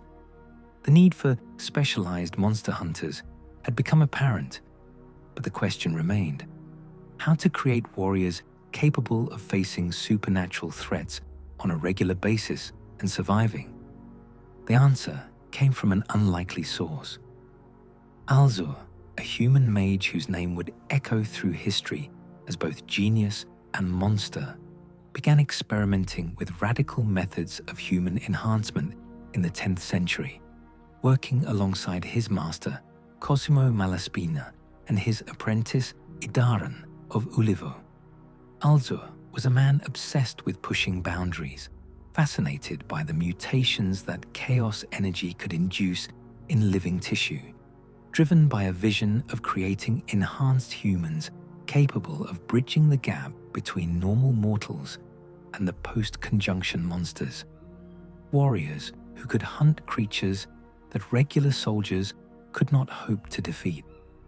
Working from Risberg Castle with funding from local kings and nobles, Alzur and his fellow mages gathered subjects, sometimes through kidnapping, sometimes through payment to desperate parents, and began their terrible experiments. Alzur's research built upon observations that had accumulated over the centuries since the conjunction. Exposure to concentrated chaos energy was known to cause mutations in living beings, some beneficial, most harmful, all unpredictable. Certain herbs and alchemical substances could enhance physical capabilities temporarily, but at the cost of severe side effects. The biology of various monsters suggested that alternative metabolic pathways and sensory configurations were possible in mammalian organisms. Alzur theorized that if these elements could be combined systematically, if the process could be controlled and refined, perhaps humans could be transformed into something more than human, strong enough and resilient enough to face monsters on equal terms. The foundation of Alzur's work was a substance he developed called the Trial of Grasses, a mutagen cocktail containing a complex mixture of chaos-infused herbs, including specific species of fungi that altered metabolism, monster tissue extracts, and alchemical reagents. This substance, when administered to a subject under specific ritual conditions, would trigger a cascading series of genetic changes, rewriting the subject's DNA at a fundamental level, transforming them into something new. The process was excruciating, pushing the subject's body to the absolute limits of what it could endure. The mortality rate was catastrophic, with reportedly only 3 in 10 subjects surviving the trials. Many died during the process itself, their bodies unable to withstand the strain, their organs failing as the mutations progressed beyond what human physiology could accommodate. Alzur conducted his initial experiments on various subjects, refining the process through repeated trials. The mortality rate was horrific, with the vast majority of subjects dying during the trial or shortly after from complications of the mutations. But the survivors, those rare individuals whose bodies accepted the changes without complete systemic collapse, emerged transformed. They were stronger, faster, more resilient than normal humans. Their senses, particularly eyesight and hearing, had been enhanced to superhuman levels. Their immune systems had been modified to resist toxins and diseases that would kill ordinary people. Most remarkably, their vision was altered to perceive heat signatures, giving them the ability to track prey and detect threats even in complete darkness. But these early prototypes were flawed, unstable, prone to psychological breakdowns and physical deterioration. Alzur refined his process through repeated trials, adjusting the mutagen composition, developing supplementary treatments to stabilize the changes. Evidence suggests that younger subjects, children taken before puberty, survived the trials more reliably than adults, their more plastic biology adapting more successfully to the radical changes being imposed upon them. This discovery led to the troubling conclusion that the Witcher creation process would require the use of children, taken young and subjected to the trials before they had fully developed. The ethical implications of this conclusion were profound and troubling. What Alzur was proposing was the systematic mutation of children, a process that would kill the majority of subjects and transform the survivors into beings who could no longer be considered fully human. Yet the need for effective monster hunters was undeniable, and the kingdoms that funded Alzur's research were willing to overlook ethical concerns if the results justified the means. Orphans and unwanted children, those with no families to protect them, became the primary source of subjects. The law of surprise, an ancient custom where one could claim an unexpected boon as payment for services, was sometimes invoked to acquire children for the trials, binding parents through tradition and honor to surrender their offspring. The mutations induced by the trial of grasses were extensive and transformative. The subject's eyes underwent radical reconstruction, the pupils becoming vertical slits like those of a cat, the retinal structure modified to gather and process light with far greater efficiency. In darkness, Witcher eyes reflected light with an eerie gleam, making them appear inhuman, almost demonic. Their hair lost its pigmentation prematurely, turning white or grey regardless of the subject's age, a permanent marker of the changes their bodies had undergone. Their skin became paler, their features somehow sharper and more predatory, creating an uncanny valley effect where they appeared human but wrong, triggering instinctive unease in those who looked upon them. The internal changes were even more dramatic. The Witcher's metabolism was restructured to process toxins and poisons, breaking them down rather than being harmed by them. This immunity extended to most diseases, making Witchers virtually immune to plague and infection. Their blood chemistry was altered to support the accelerated healing and enhanced physical performance their mutations enabled. Their bones became denser, their muscle fiber composition changed to favor both strength and endurance.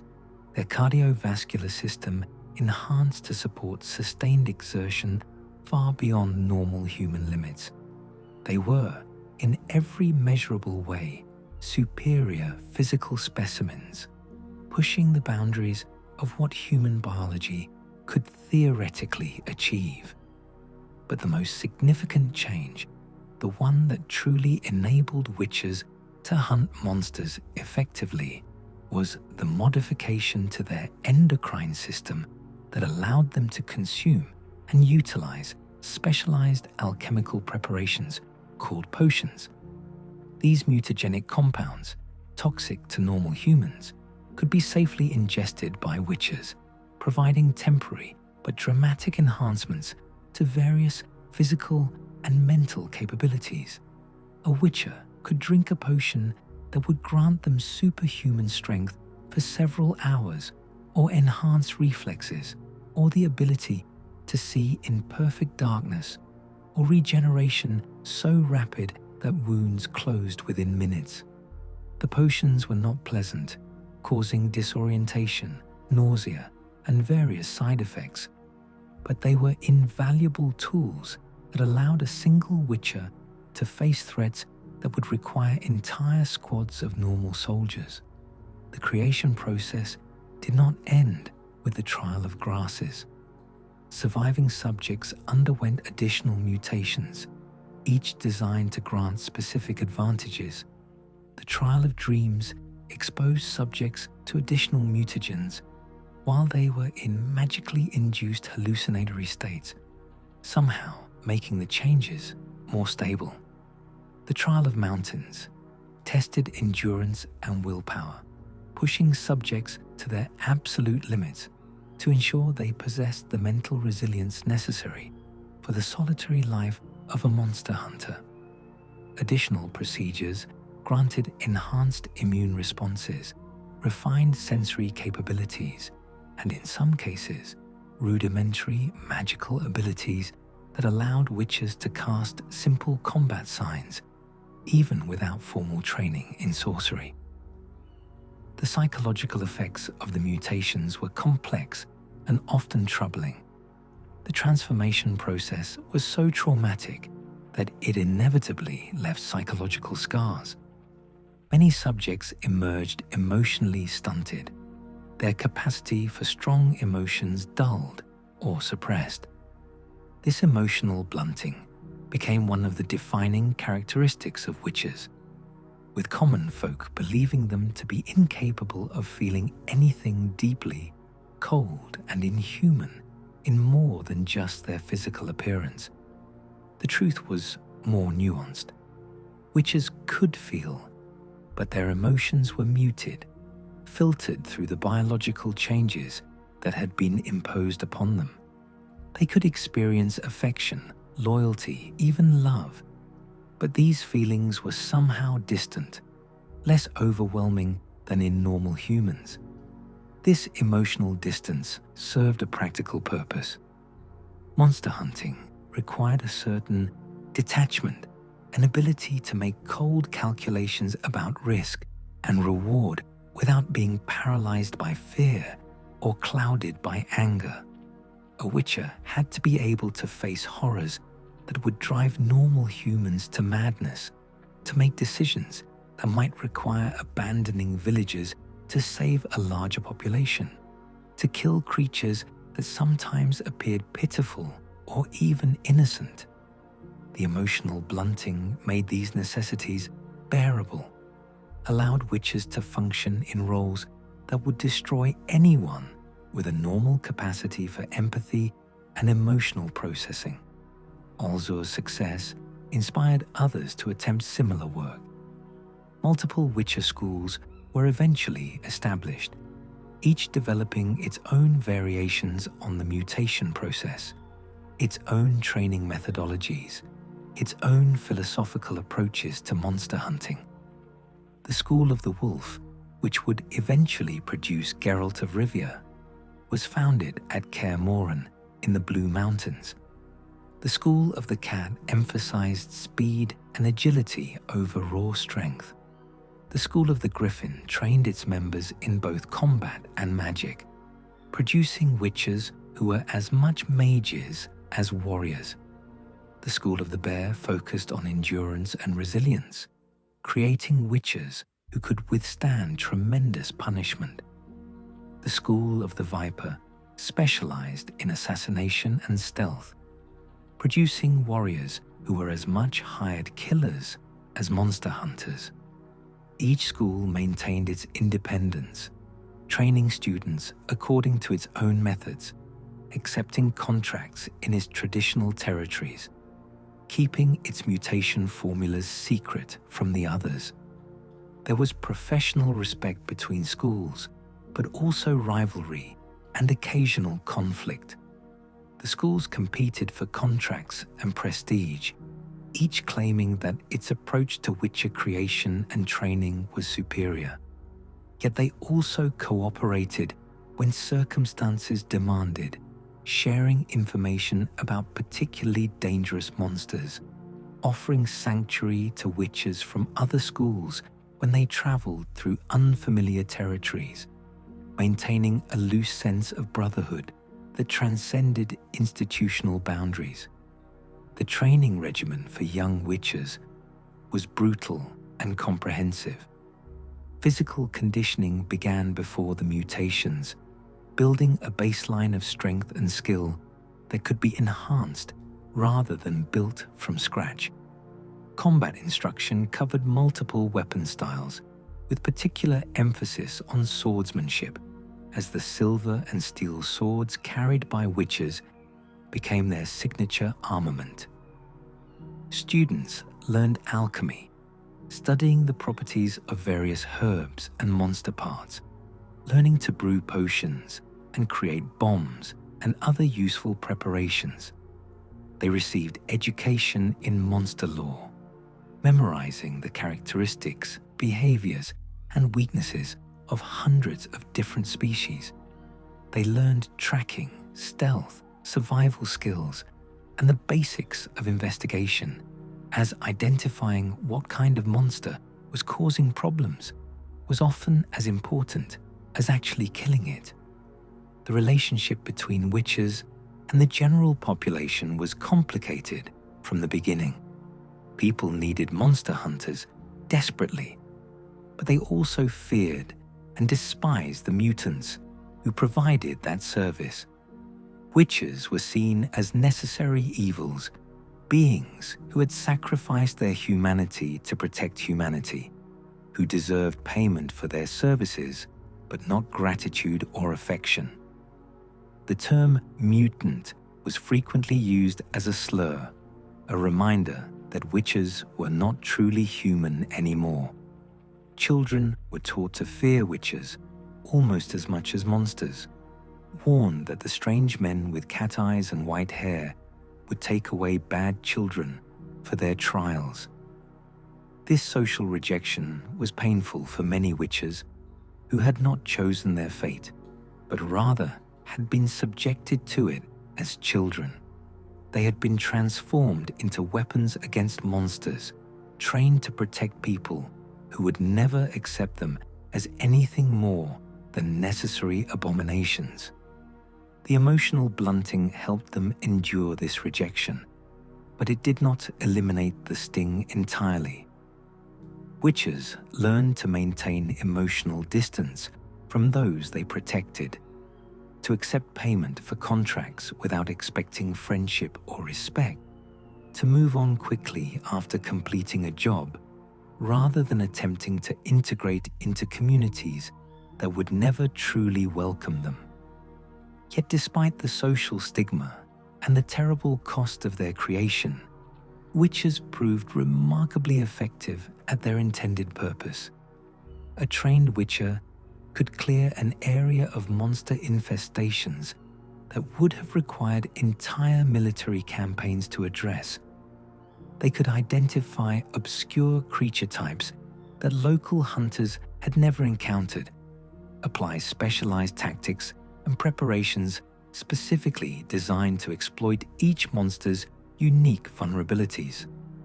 They worked alone or in small groups, requiring minimal support, accepting payment only after successful contract completion.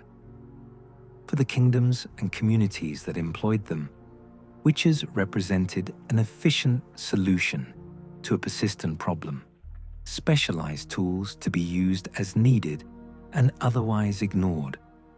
The witcher schools reached their peak influence approximately 200 to 300 years before Geralt's time. During this period, the schools were well funded, respected within certain circles, regularly receiving young candidates for training. The various keeps and fortresses where witches trained and wintered were bustling centers of activity, housing dozens of active witches and numerous students at various stages of training. Monster populations remained high enough that there was consistent demand for witcher services, ensuring financial stability for the organizations. But this golden age was not to last. As human populations continued to expand and monster hunting became more systematic, the creature populations that had seemed so threatening in earlier centuries began to decline. Many of the most dangerous species were driven to extinction or near extinction through persistent hunting. The surviving monsters learned to avoid human settlements or retreated to remote areas where they posed minimal threat. The need for specialized monster hunters decreased correspondingly, as did the funding and social support for the witcher schools. Additionally, the public never fully accepted the practice of mutating children to create monster hunters. As alternative solutions to the monster problem became available, as regular soldiers became more effective at handling common monster threats, the ethical objections to the Witcher creation process gained strength. Protests and political pressure mounted against the schools. Some kingdoms banned the practice of taking children for the trials. Public opinion, which had always been ambivalent at best, turned increasingly hostile. The witches, who had once been grudgingly accepted as necessary, began to be seen as outdated relics of a more barbaric age. The School of the Wolf at Kaer Morhen suffered a particularly devastating blow when an angry mob, inflamed by superstition and fear, stormed the keep and slaughtered many of its inhabitants. The secrets of the Trial of Grasses were lost in that massacre, stolen by the attackers, or destroyed in the chaos. The surviving Wolf School witches could no longer create new members of their order, reduced to a slowly dwindling population of aging warriors whose numbers could only decrease. Other schools faced similar persecution, though few experienced violence as extreme as the Kaer Morhen massacre. By Geralt's time, approximately 1,500 years after the conjunction, the Witcher schools were shadows of their former selves. Most had been abandoned entirely, their keeps empty and crumbling, their training grounds overgrown. The surviving witches traveled the path alone or in small groups, taking what contracts they could find, living on the margins of society, knowing that they were likely the last generation of their kind. They had become anachronisms, reminders of an age when monsters were common enough to require dedicated hunters, when the ethical concerns about mutating children seemed less important than the practical need for protection. Yet the witches' legacy extended far beyond their immediate practical function. The knowledge they accumulated about monsters, carefully recorded in bestiary after bestiary, remained invaluable for scholars and hunters. The combat techniques they developed influenced military training across multiple kingdoms. The concept of specialized mutation for specific purposes, while ethically controversial, advanced understanding of how chaos energy could be applied to biological enhancement. The Witcher signs became so widely known that even non-witchers sometimes attempted to learn them, with varying degrees of success. Most importantly, the witches represented something symbolic, a reminder of what the conjunction had made necessary. Every witcher was a living testament to the fact that the post-conjunction world required adaptations beyond what natural evolution could provide, that humanity had been forced to transform its own children into weapons simply to survive in a reality that had been irrevocably changed. They were monuments to both human ingenuity and human desperation, proof that survival sometimes required terrible sacrifices and that the costs of those sacrifices would echo through the centuries long after the immediate crisis had passed. Geralt of Rivia, the White Wolf, would become perhaps the most famous witcher in history, his adventures defining the public perception of what witches were and what they represented. But Geralt was not unique in his abilities or his experiences. He was simply one of many, a survivor of a brutal creation process, wandering a world that had created him out of necessity and then rejected him when that necessity seemed to fade. Every witcher carried that same burden, that same knowledge that they were both essential and unwanted, heroes and monsters simultaneously. And all of it, every aspect of what witches were and what they represented, traced back to the conjunction of the spheres, that cosmic cataclysm that had made their existence necessary, that had flooded the world with threats so terrible that humanity had felt justified in creating its own monsters to combat them. Chapter 8. The World Transformed. 1500 years after the conjunction of the spheres, the world has achieved a form of stability that would have seemed impossible during the chaotic centuries immediately following the cataclysm.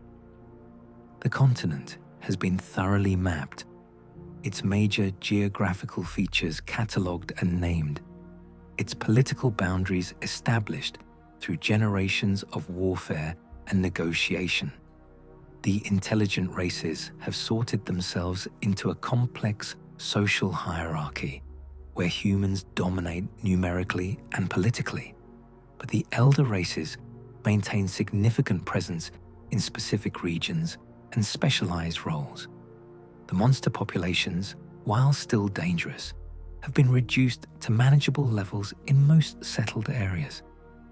Civilization has not merely survived the conjunction, but has adapted to it, building a functioning society atop the ruins of the old world. The northern kingdoms represent the most obvious manifestation of this transformation. Redania, Temeria, Cadwin, Aedan, and numerous smaller realms have established themselves as stable political entities, each with its own cultural identity, its own system of government, its own ambitions and rivalries. These kingdoms maintain professional armies, operate sophisticated bureaucracies, support networks of trade routes that span the continent. They have built cities that rival or exceed the elven metropolises of the pre-conjunction era, though they favor function over elegance, practical architecture over the soaring beauty that characterized Ensader construction. Magic has become institutionalized to a degree that would have been unimaginable to the first human mages. The Brotherhood of Sorcerers, later reorganized as the Lodge of Sorceresses, represents an attempt to regulate and coordinate magical practice across multiple kingdoms. Mages serve as royal advisors, their counsel sought on matters ranging from military strategy to economic policy to the interpretation of prophecy. Magical academies like Aretusa train young women with the gift, transforming them from talented but untrained individuals into sophisticated sorceresses capable of wielding tremendous power. Male mages attend different institutions, though the specifics of their training remain more obscure, hidden behind layers of secrecy and institutional rivalry. The relationship between mages and political authority remains complex and often tense. Sorceresses and sorcerers wield power that can reshape battlefields and topple governments, yet they remain dependent on royal patronage for resources and legitimacy. Kings fear their advisors even as they rely upon them, aware that a sufficiently powerful mage could seize the throne through magical force if they chose to do so. The mages, for their part, generally prefer to exercise power indirectly, manipulating events from behind the scenes rather than accepting the burdens and limitations of direct rule. This creates an intricate dance of influence and counter-influence, where magical and political power circle each other warily, neither quite dominant, neither quite subordinate. The elves have not vanished despite losing their political dominance. Substantial elven populations persist in various locations, particularly in the realm of Dol Blethana, which maintains a degree of autonomy as an elven vassal state.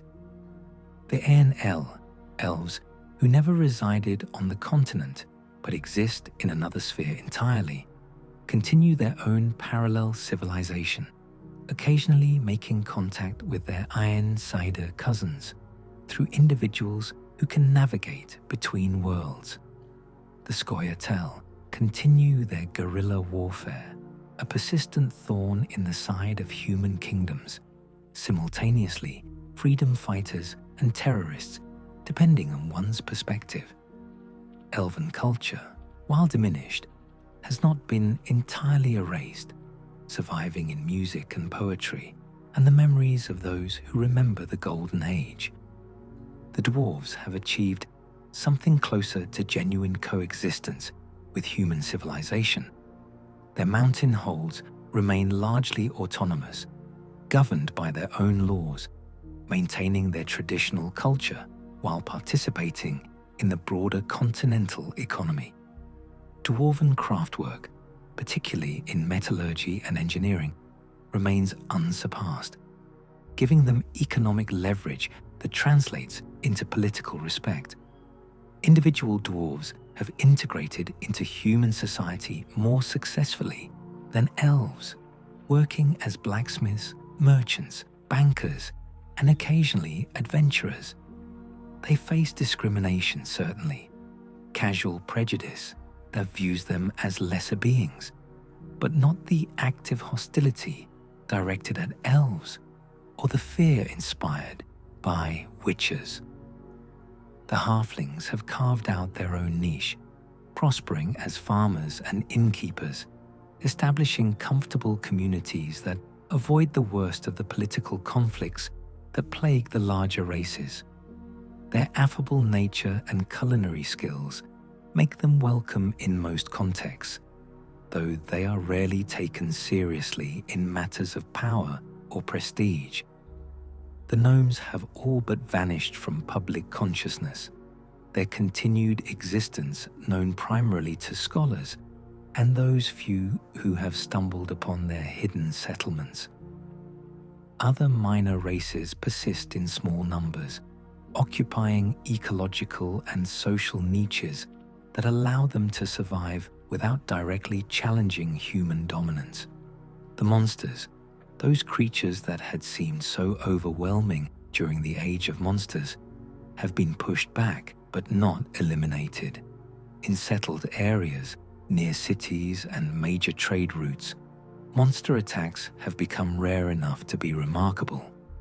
Regular patrols, professional hunters, and the occasional witcher keep the most dangerous creatures away from population centers. But in the wilderness, in the deep forests and remote mountains and unexplored regions, monsters still roam in significant numbers. A traveler who ventures far from civilization still faces genuine danger from creatures that should not exist by any natural law. The vampire population has stabilized at sustainable levels, with the higher vampires in particular establishing something resembling civilization. They live among humans, mimicking mortal behavior, pursuing their own complex political and social arrangements while feeding discreetly on willing donors or deceased bodies.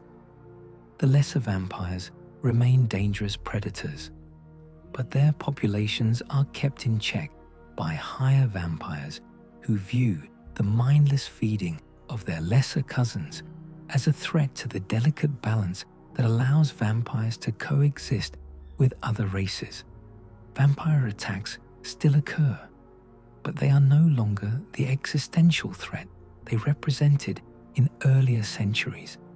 Neckers, drowners, ghouls, and other common monsters have become part of the permanent ecosystem of the continent.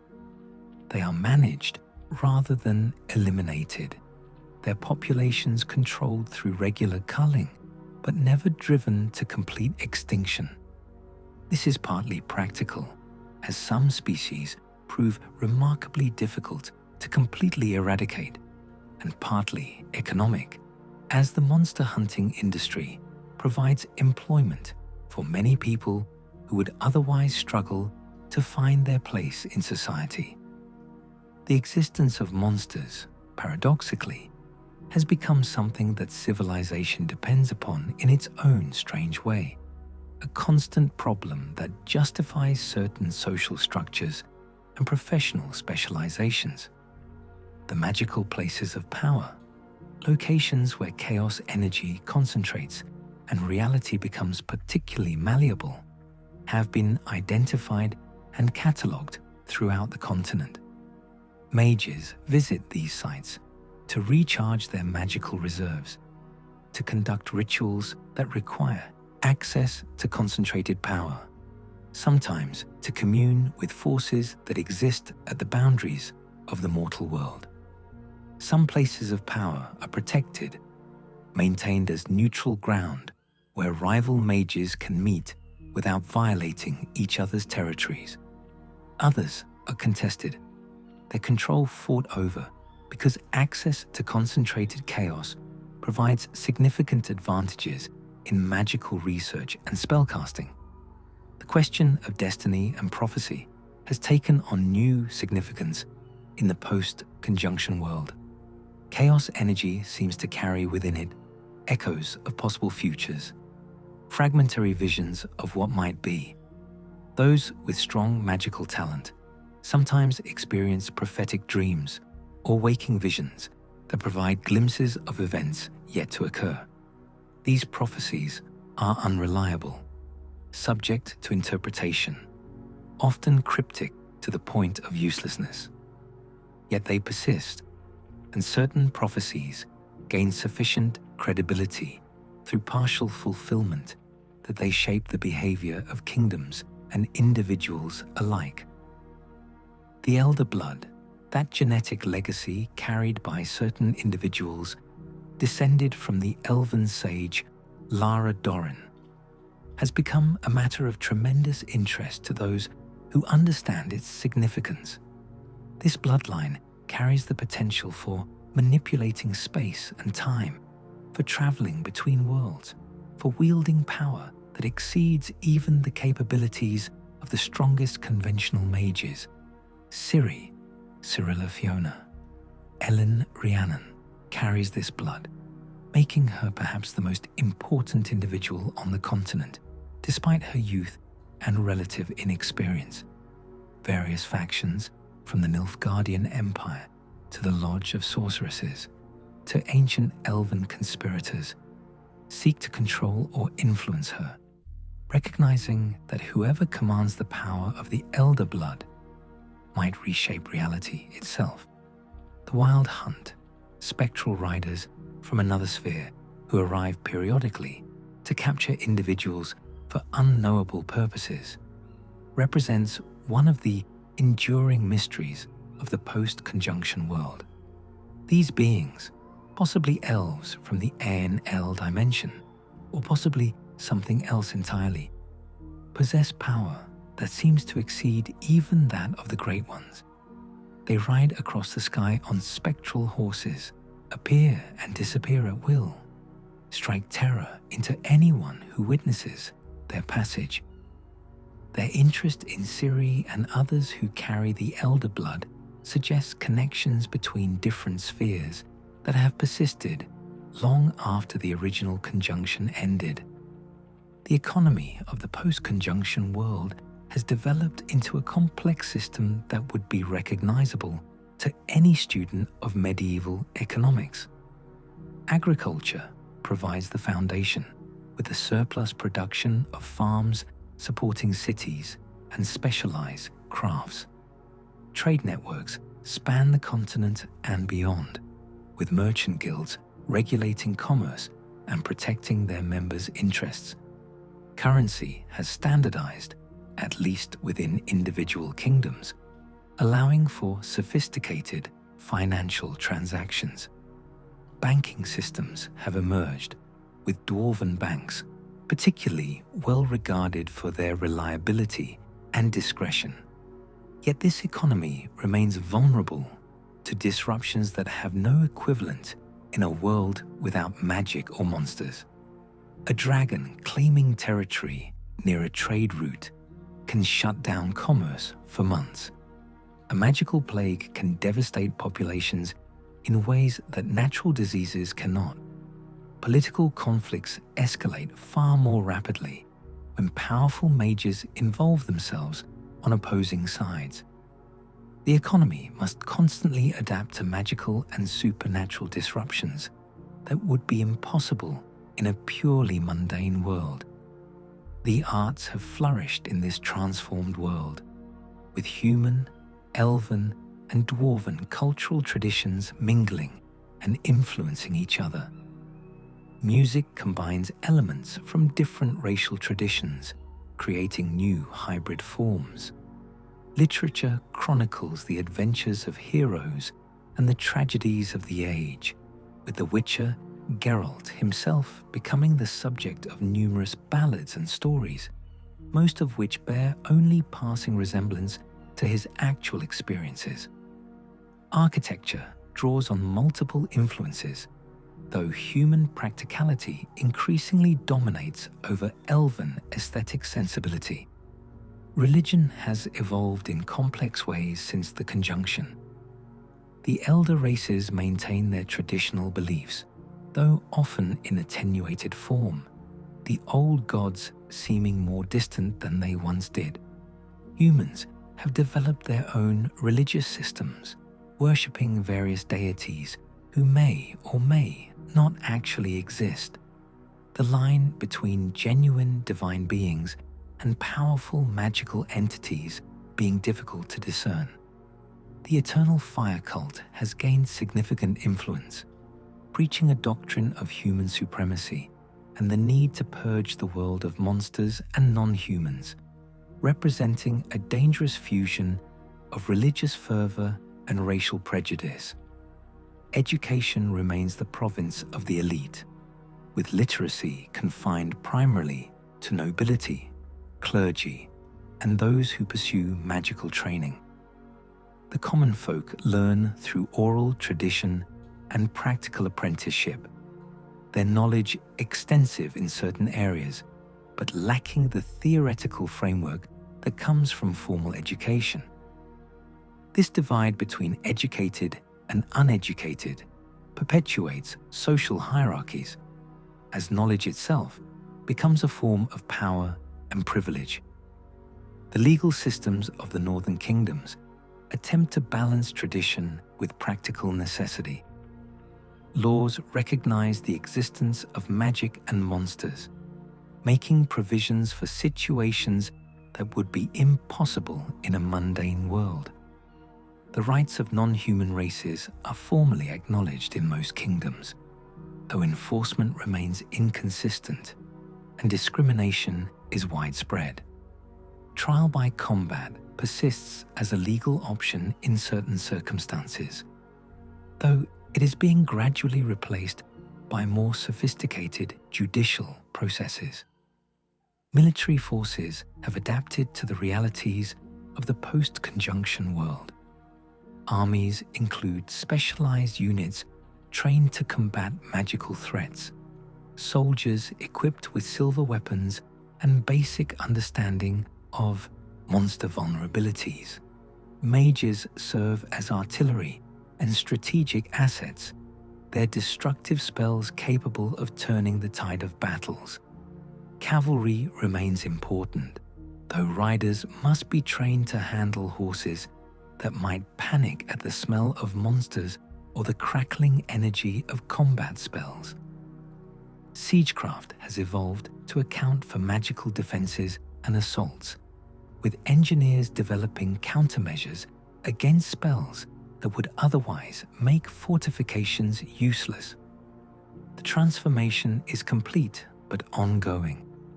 1,500 years after the conjunction, the world has stabilized into recognizable patterns, but it continues to change.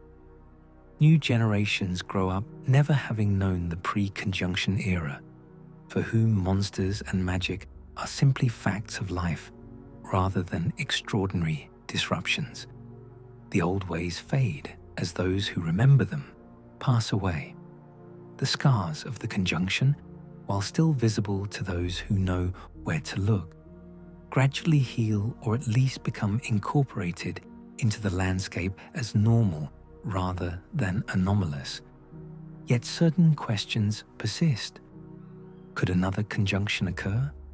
The spheres that collided 15 centuries ago have separated, but are they truly stable in their separation? Or do they continue to orbit each other in patterns that might bring them together again? Some scholars suggest that minor conjunctions occur regularly on smaller scales, accounting for the occasional appearance of creatures that seem new or displaced. Others warn of prophecies that suggest a greater convergence yet to come. The stability of the current age may be temporary, a brief respite between catastrophes rather than a permanent state of affairs. The world that Geralt of Rivia inhabits, the continent with its kingdoms and conflicts, its monsters and mages, its complex web of racial tensions and political intrigue, all of it traces back to that single cosmic event 1500 years prior. The conjunction of the spheres did not merely add new species to the world or introduce magic to a mundane reality. It fundamentally restructured existence itself, merged impossible elements into a new synthesis, created a world that could not have existed before and could never return to what it had been. The transformation was total, permanent, irrevocable. The continent is a post-conjunction world, forever marked by that ancient cataclysm, forever shaped by the collision of spheres that should never have touched. Chapter 9. Echoes through time. As we drift toward the close of our journey through the conjunction and its aftermath, let us consider the long shadows that this ancient event casts across the present day. Geralt of Rivia, the White Wolf, walks a world that exists because of the conjunction, shaped in every aspect by that cosmic collision 1500 years past. Every contract he accepts, every monster he faces, every person he encounters exists in their current form because the spheres converged and reality was remade. The conjunction is not merely history, but the foundation upon which all subsequent history has been built. The monsters that Geralt hunts are literal immigrants from other realities, displaced beings who have somehow managed to survive and even thrive in a world that was not meant for them. When he faces a griffin, he confronts a creature whose evolutionary history occurred in some other sphere, under different stars, subject to different selection pressures. The fact that such a creature can exist on the continent at all is testament to how thoroughly the conjunction merged different realities, creating a single world that accommodates biological and physical laws from multiple spheres simultaneously. The magic that permeates Geralt's world, the chaos that sorcerers wield and that flows through Ciri's elder blood, is itself a gift and curse of the conjunction. The raw power that makes Yennefer and Triss formidable forces, that allows Vilgefortz to reshape reality through sheer magical will, that enables the Wild Hunt to ride between dimensions. All of this exists only because the barriers between spheres were breached and chaos flooded into the material world. Without the conjunction, magic would be weak, limited, perhaps non-existent in its current form. The mages who shape political events and the sorceresses who manipulate fate itself are products of that ancient cataclysm. Geralt himself, the mutations that make him a witcher, the superhuman abilities that allow him to face monsters that would overwhelm ordinary humans, these exist as a direct response to the conjunction's consequences. The Trial of Grasses was developed because the post-conjunction world required warriors capable of facing impossible threats. Geralt's cat eyes, his white hair, his enhanced senses, his emotional distance, all of these characteristics trace back to Alzur's experiments, which themselves were made necessary by the age of monsters that followed the sphere's convergence. Geralt is, in a very real sense, a child of the conjunction, even though he was born more than a millennium after the event itself.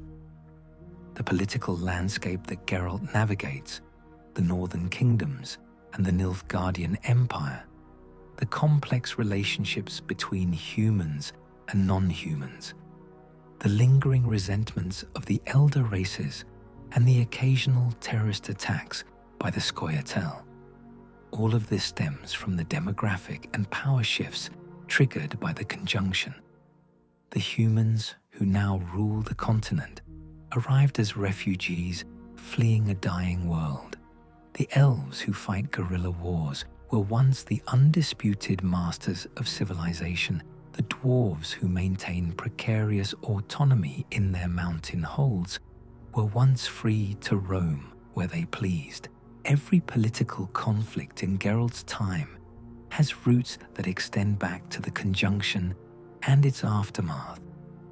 Ciri's importance, the reason why so many powerful factions seek to control or kill her, relates directly to the conjunction and to the possibility of future conjunctions.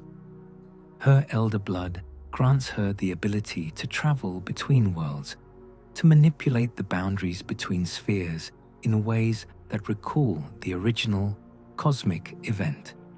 Some prophesy that she is meant to open gates between worlds, potentially triggering another conjunction or at least making travel between spheres possible on a scale not seen since the original catastrophe. Others fear that her power, if misused, could destabilize reality itself, unmaking the careful balance that has been achieved over 15 centuries. The prophecy of Ithlin speaks of destruction and rebirth, of times of ice and times of contempt, of a final confrontation that will determine the fate not merely of the continent, but of multiple worlds. This prophecy, like so much else in Geralt's world, gains its significance from the conjunction's legacy. If the spheres could converge once, they might do so again. If the barriers between worlds were permeable 1500 years ago, they might become permeable again. The cosmic order that the conjunction disrupted remains fundamentally unstable, and those with eyes to see understand that another catastrophe might be approaching.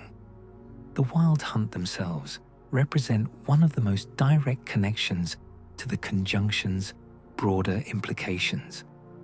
These spectral riders seem to move between worlds with an ease that suggests they understand the fundamental nature of reality in ways that continent-bound beings do not.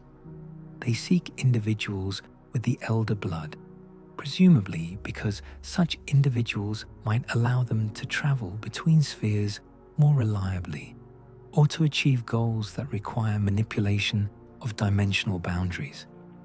The hunt's very existence proves that the conjunction's effects were not limited to a single world, that the collision of spheres affected multiple realities simultaneously. The relationships between different spheres, the connections and antagonisms that have developed over the centuries since the conjunction, remain poorly understood by most of the continent's inhabitants. The Ain El, those elves who exist in another sphere, maintain their own civilization with its own priorities and conflicts. They occasionally kidnap individuals from the continent, selecting specific bloodlines or talents for purposes that remain obscure. They seem to view the continent as a resource to be exploited rather than a peer civilization to be respected, suggesting a hierarchy of spheres where some worlds are considered more important or more powerful than others. Avalok and other Aen Ele who involve themselves in continental affairs operate according to agendas that span multiple worlds and multiple timelines. Their manipulations of events, their careful breeding programs designed to produce individuals with specific genetic characteristics, their willingness to sacrifice entire populations for their goals.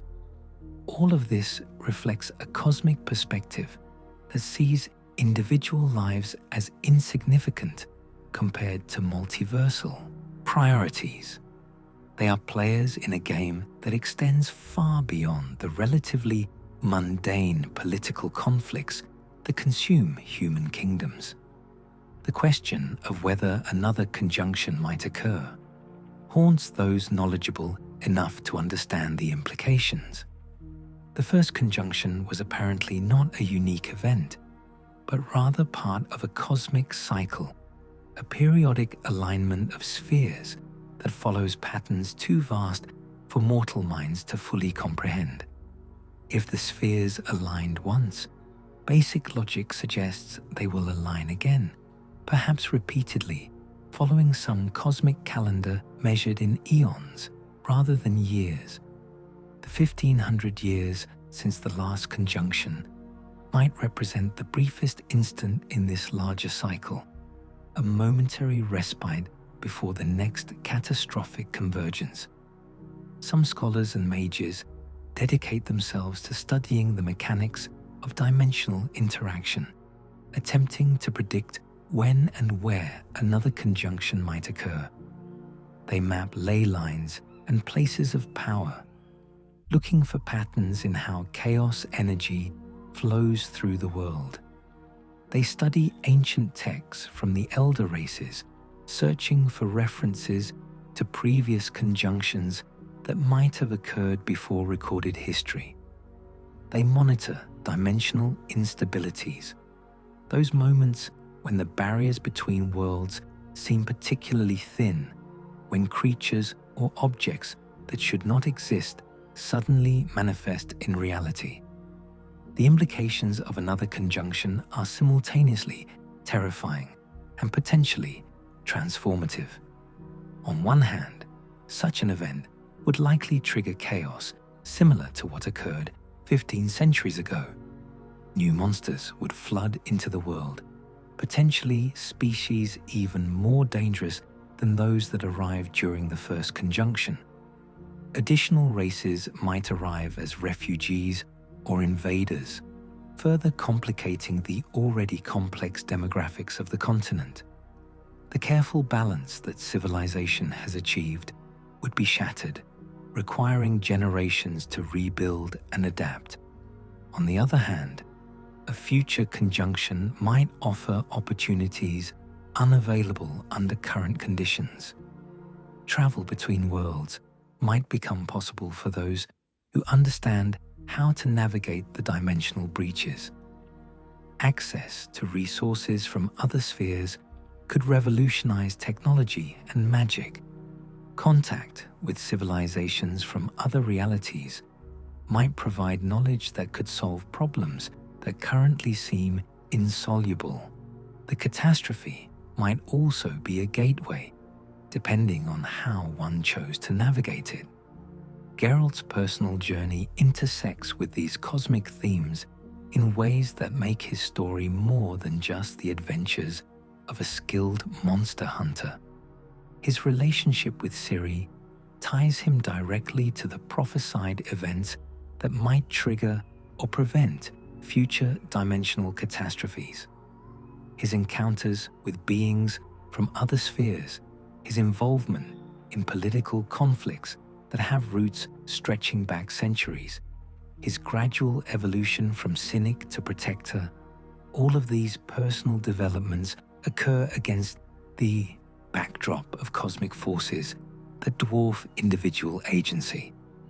The Witcher's worldview, shaped by his mutations and his experiences, reflects a pragmatic acceptance of reality's fundamental strangeness. Geralt has seen enough of magic and monsters to understand that the world is not rational in any comfortable sense. The rules that govern existence are not natural laws, but rather the temporary equilibrium achieved after the conjunction scrambled multiple realities together. He accepts that griffins fly despite being too heavy for their wings to support, that vampires exist despite violating every principle of biology, that magic can reshape reality despite this seeming to contradict the very concept of a stable universe. His acceptance is not philosophical but practical, the survivor's recognition that questioning impossibilities wastes energy better spent adapting to them. This pragmatic acceptance extends to his understanding of morality and choice. In a world born from cosmic catastrophe, where humans are refugees and elves are the dispossessed, where monsters are immigrants and magic is the byproduct of dimensional collision, traditional concepts of good and evil become complicated. The Scoia'tael who kill human settlers are terrorists and freedom fighters simultaneously, depending on whether one measures morality from the perspective of the present order or from the historical injustices that preceded it. The humans who displace elven communities are colonizers and survivors simultaneously, their actions both unconscionable and understandable, depending on how far back one traces the chain of causation. Geralt's famous neutrality, his refusal to take sides in conflicts that do not directly concern him, reflects an understanding that in a post-conjunction world, everyone is simultaneously victim and perpetrator. Everyone is fighting for survival in a reality that was not designed to accommodate all the species and consciousness now forced to coexist within it. He kills monsters not out of hatred, but because they threaten people, and he protects people not out of love, but because that is his function, the purpose for which he was created. His emotional distance is both a product of his mutations and a necessary defense against the moral complexities of his world. Yet despite his attempts at neutrality, Geralt is drawn repeatedly into events of cosmic significance. His connection to Ciri, the child surprise who became his destiny, links him to prophecies and powers that extend far beyond the normal scope of a witcher's concerns. He cannot simply walk the path and take contracts and remain uninvolved in the larger forces shaping his world. The conjunction's legacy has trapped him, as it has trapped everyone, in a web of cause and effect that extends backward to that ancient catastrophe and forward to potential future convergences.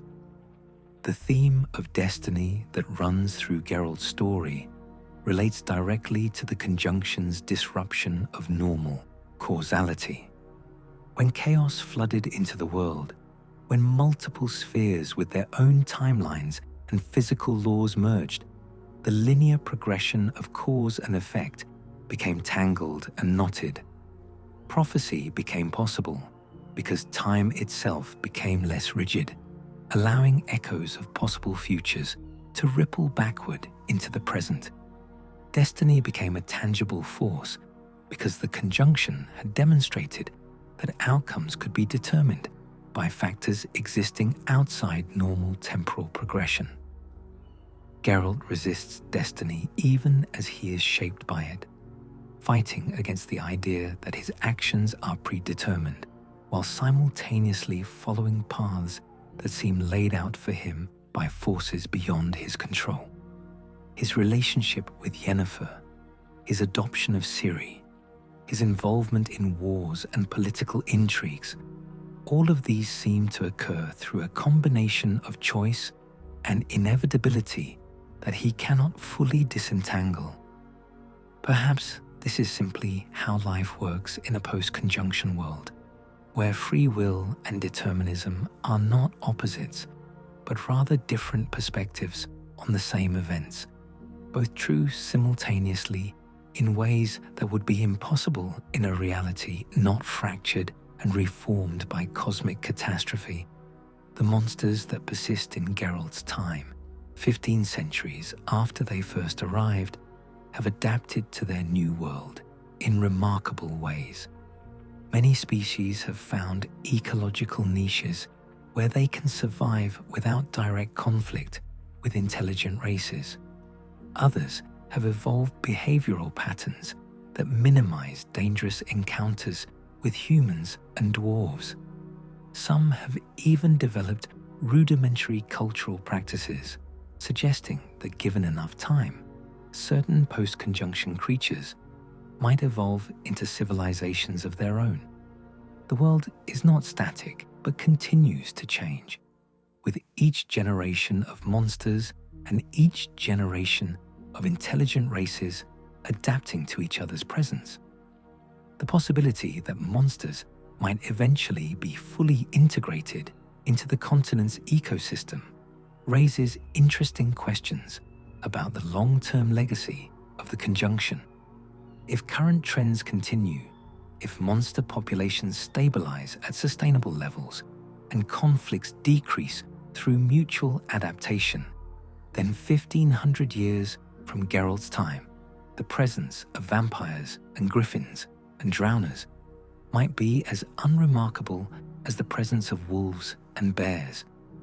The catastrophe of the conjunction would have become ancient history, its wounds healed, its disruptions normalized into a new equilibrium that future generations would consider the natural state of reality.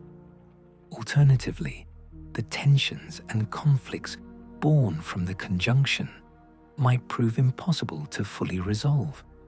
The fundamental incompatibility between species from different spheres, the competition for resources and territory, the lingering resentments between elder races and humans, all of these might persist indefinitely. Permanent scars that can be managed but never truly healed.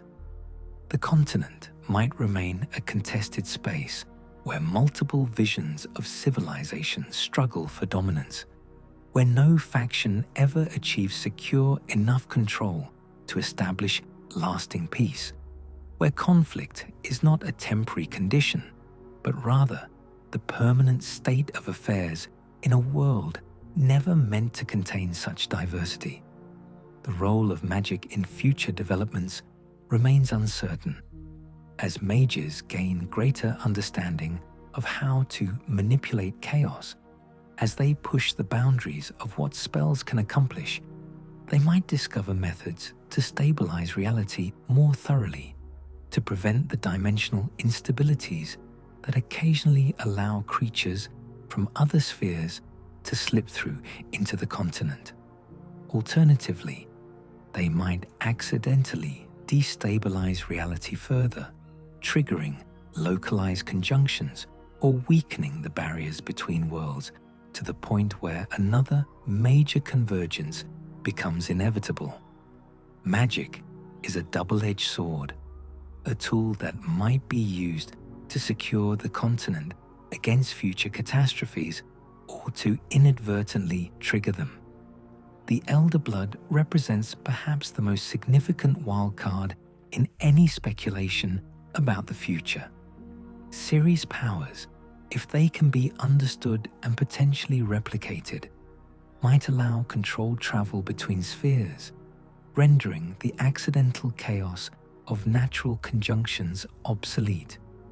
Individuals or groups with access to such power could explore other realities, establish trade relationships or military alliances with civilizations in other spheres, potentially even evacuate populations if the continent became uninhabitable.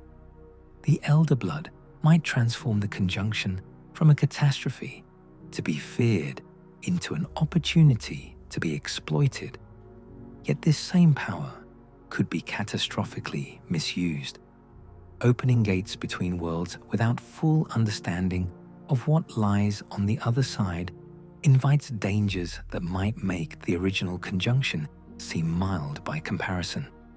Some spheres might contain entities or forces that regard the continent as prey or resource, civilizations with power that dwarfs anything currently known, cosmic horrors that make vampires and dragons seem insignificant.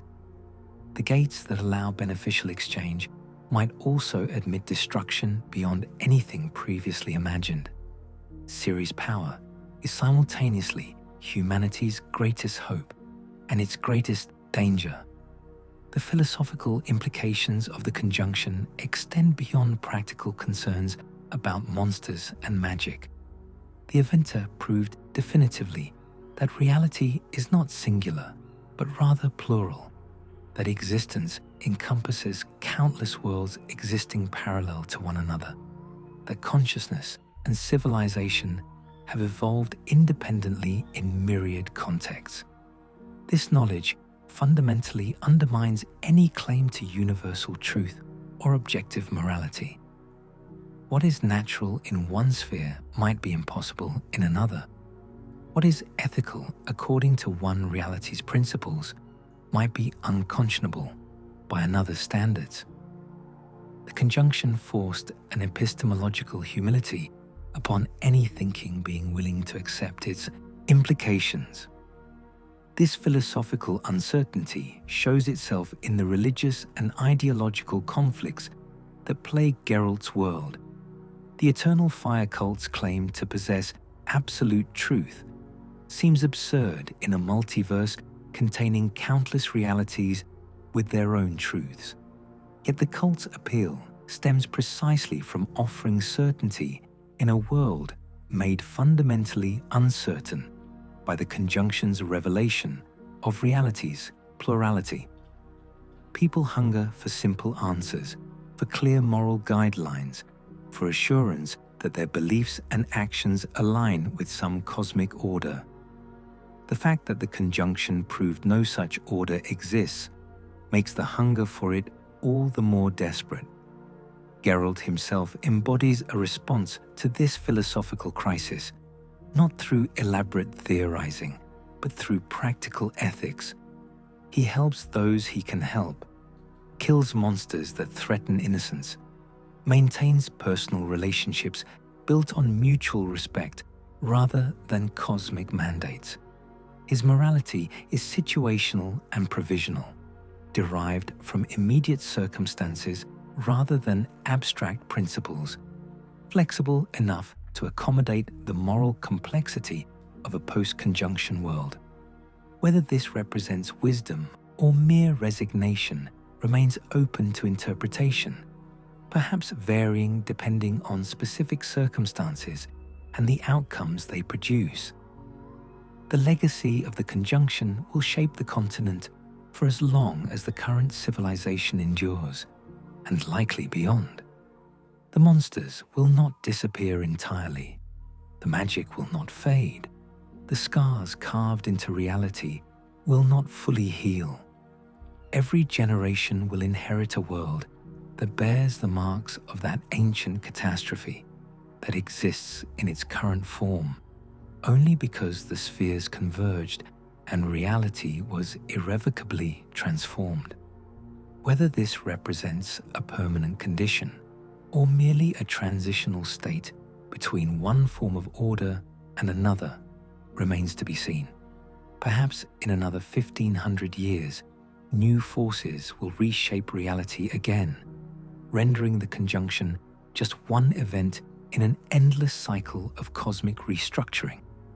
For now, in Geralt's time, the world persists in its strange equilibrium. Humans rule, but the elder races endure. Monsters threaten, but civilization adapts. Magic empowers and corrupts in equal measure. Prophecies speak of catastrophes and triumphs yet to come.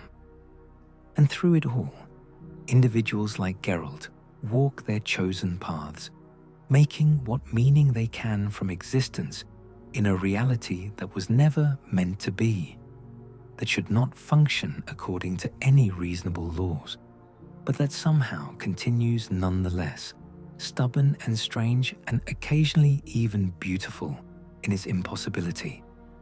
The conjunction of the spheres was not an ending, but a beginning, not destruction, but transformation. not the death of the old world, but the violent birth of a new one.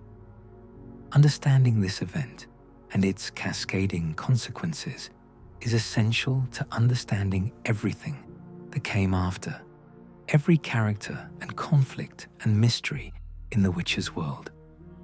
The conjunction is the foundation upon which all else is built, the cosmic catastrophe that made necessary the existence of witches and the suffering of elder races and the rise of human civilization and the particular blend of magic and politics that defines the continent.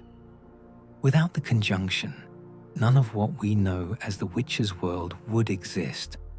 Because of the conjunction, everything exists in its current form, shaped and defined by that ancient collision of realities that can never be undone. Conclusion. Into the night. And so our journey through the conjunction of the spheres comes to its end, though the story itself continues in every moment of the world we have explored.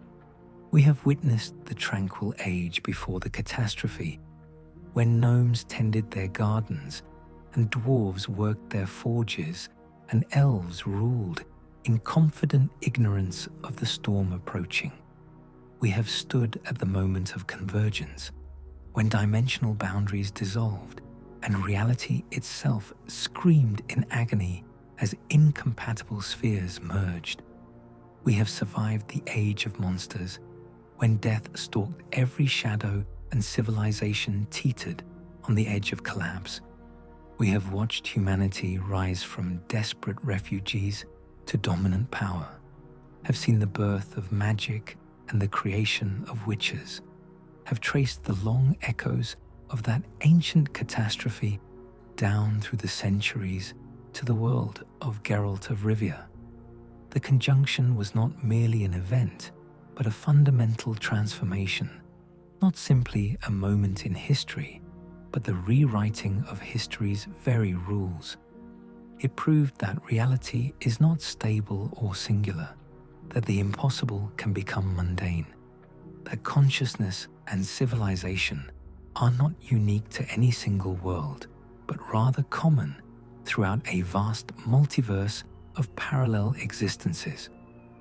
It forced every intelligent being to confront the possibility that their world might be temporary, that another catastrophic convergence might occur at any moment, that everything they know and love exists only because of cosmic accident rather than divine intention or natural law.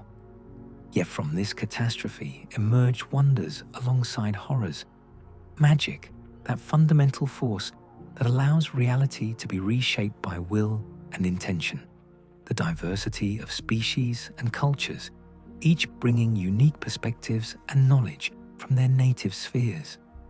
The witches themselves, beings who embody both the best and worst of what the conjunction made necessary, protectors created through terrible means to face threats that should not exist.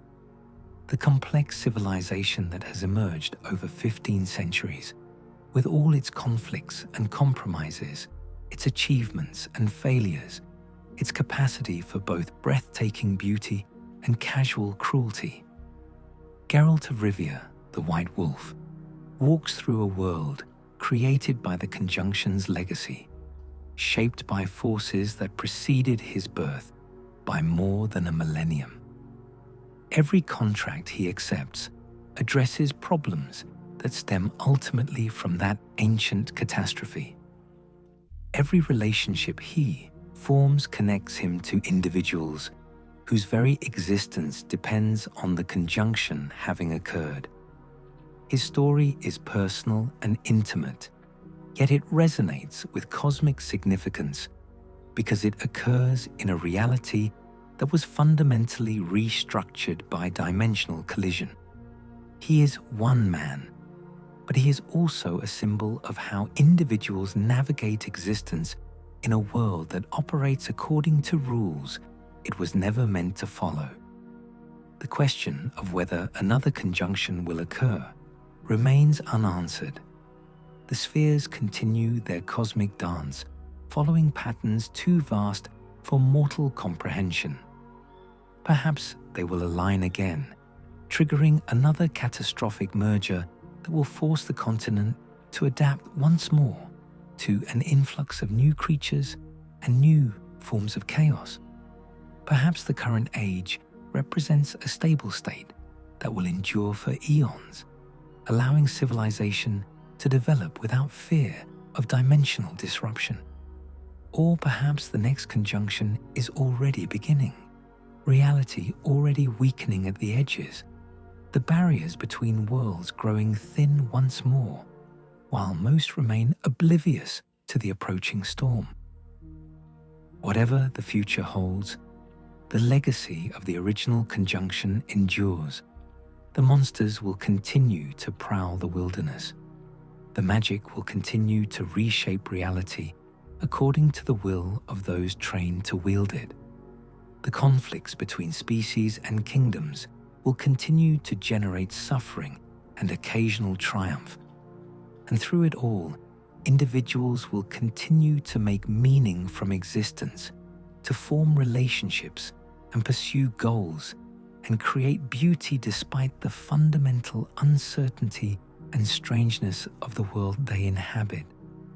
As you drift towards sleep, let these images accompany you into dreams.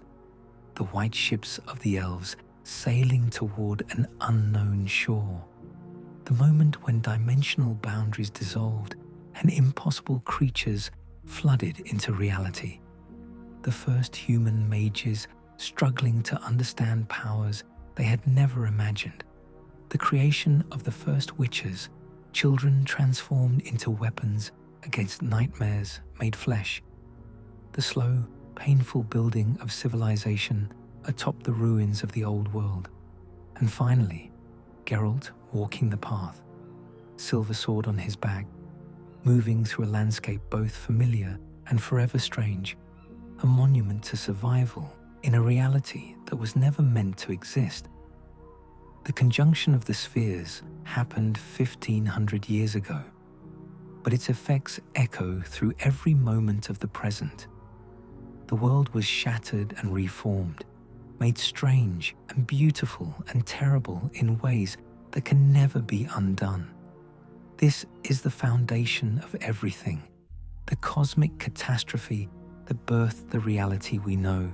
Sleep now and dream of spheres colliding, of worlds ending and beginning, of the moment when everything changed forever and nothing would ever be the same again.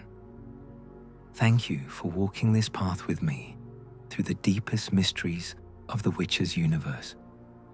If you found this journey illuminating, if these ancient secrets have enriched your understanding of Geralt's world, please consider subscribing to this channel and sharing this video with fellow travelers who seek to understand the cosmic forces that shape their favorite stories.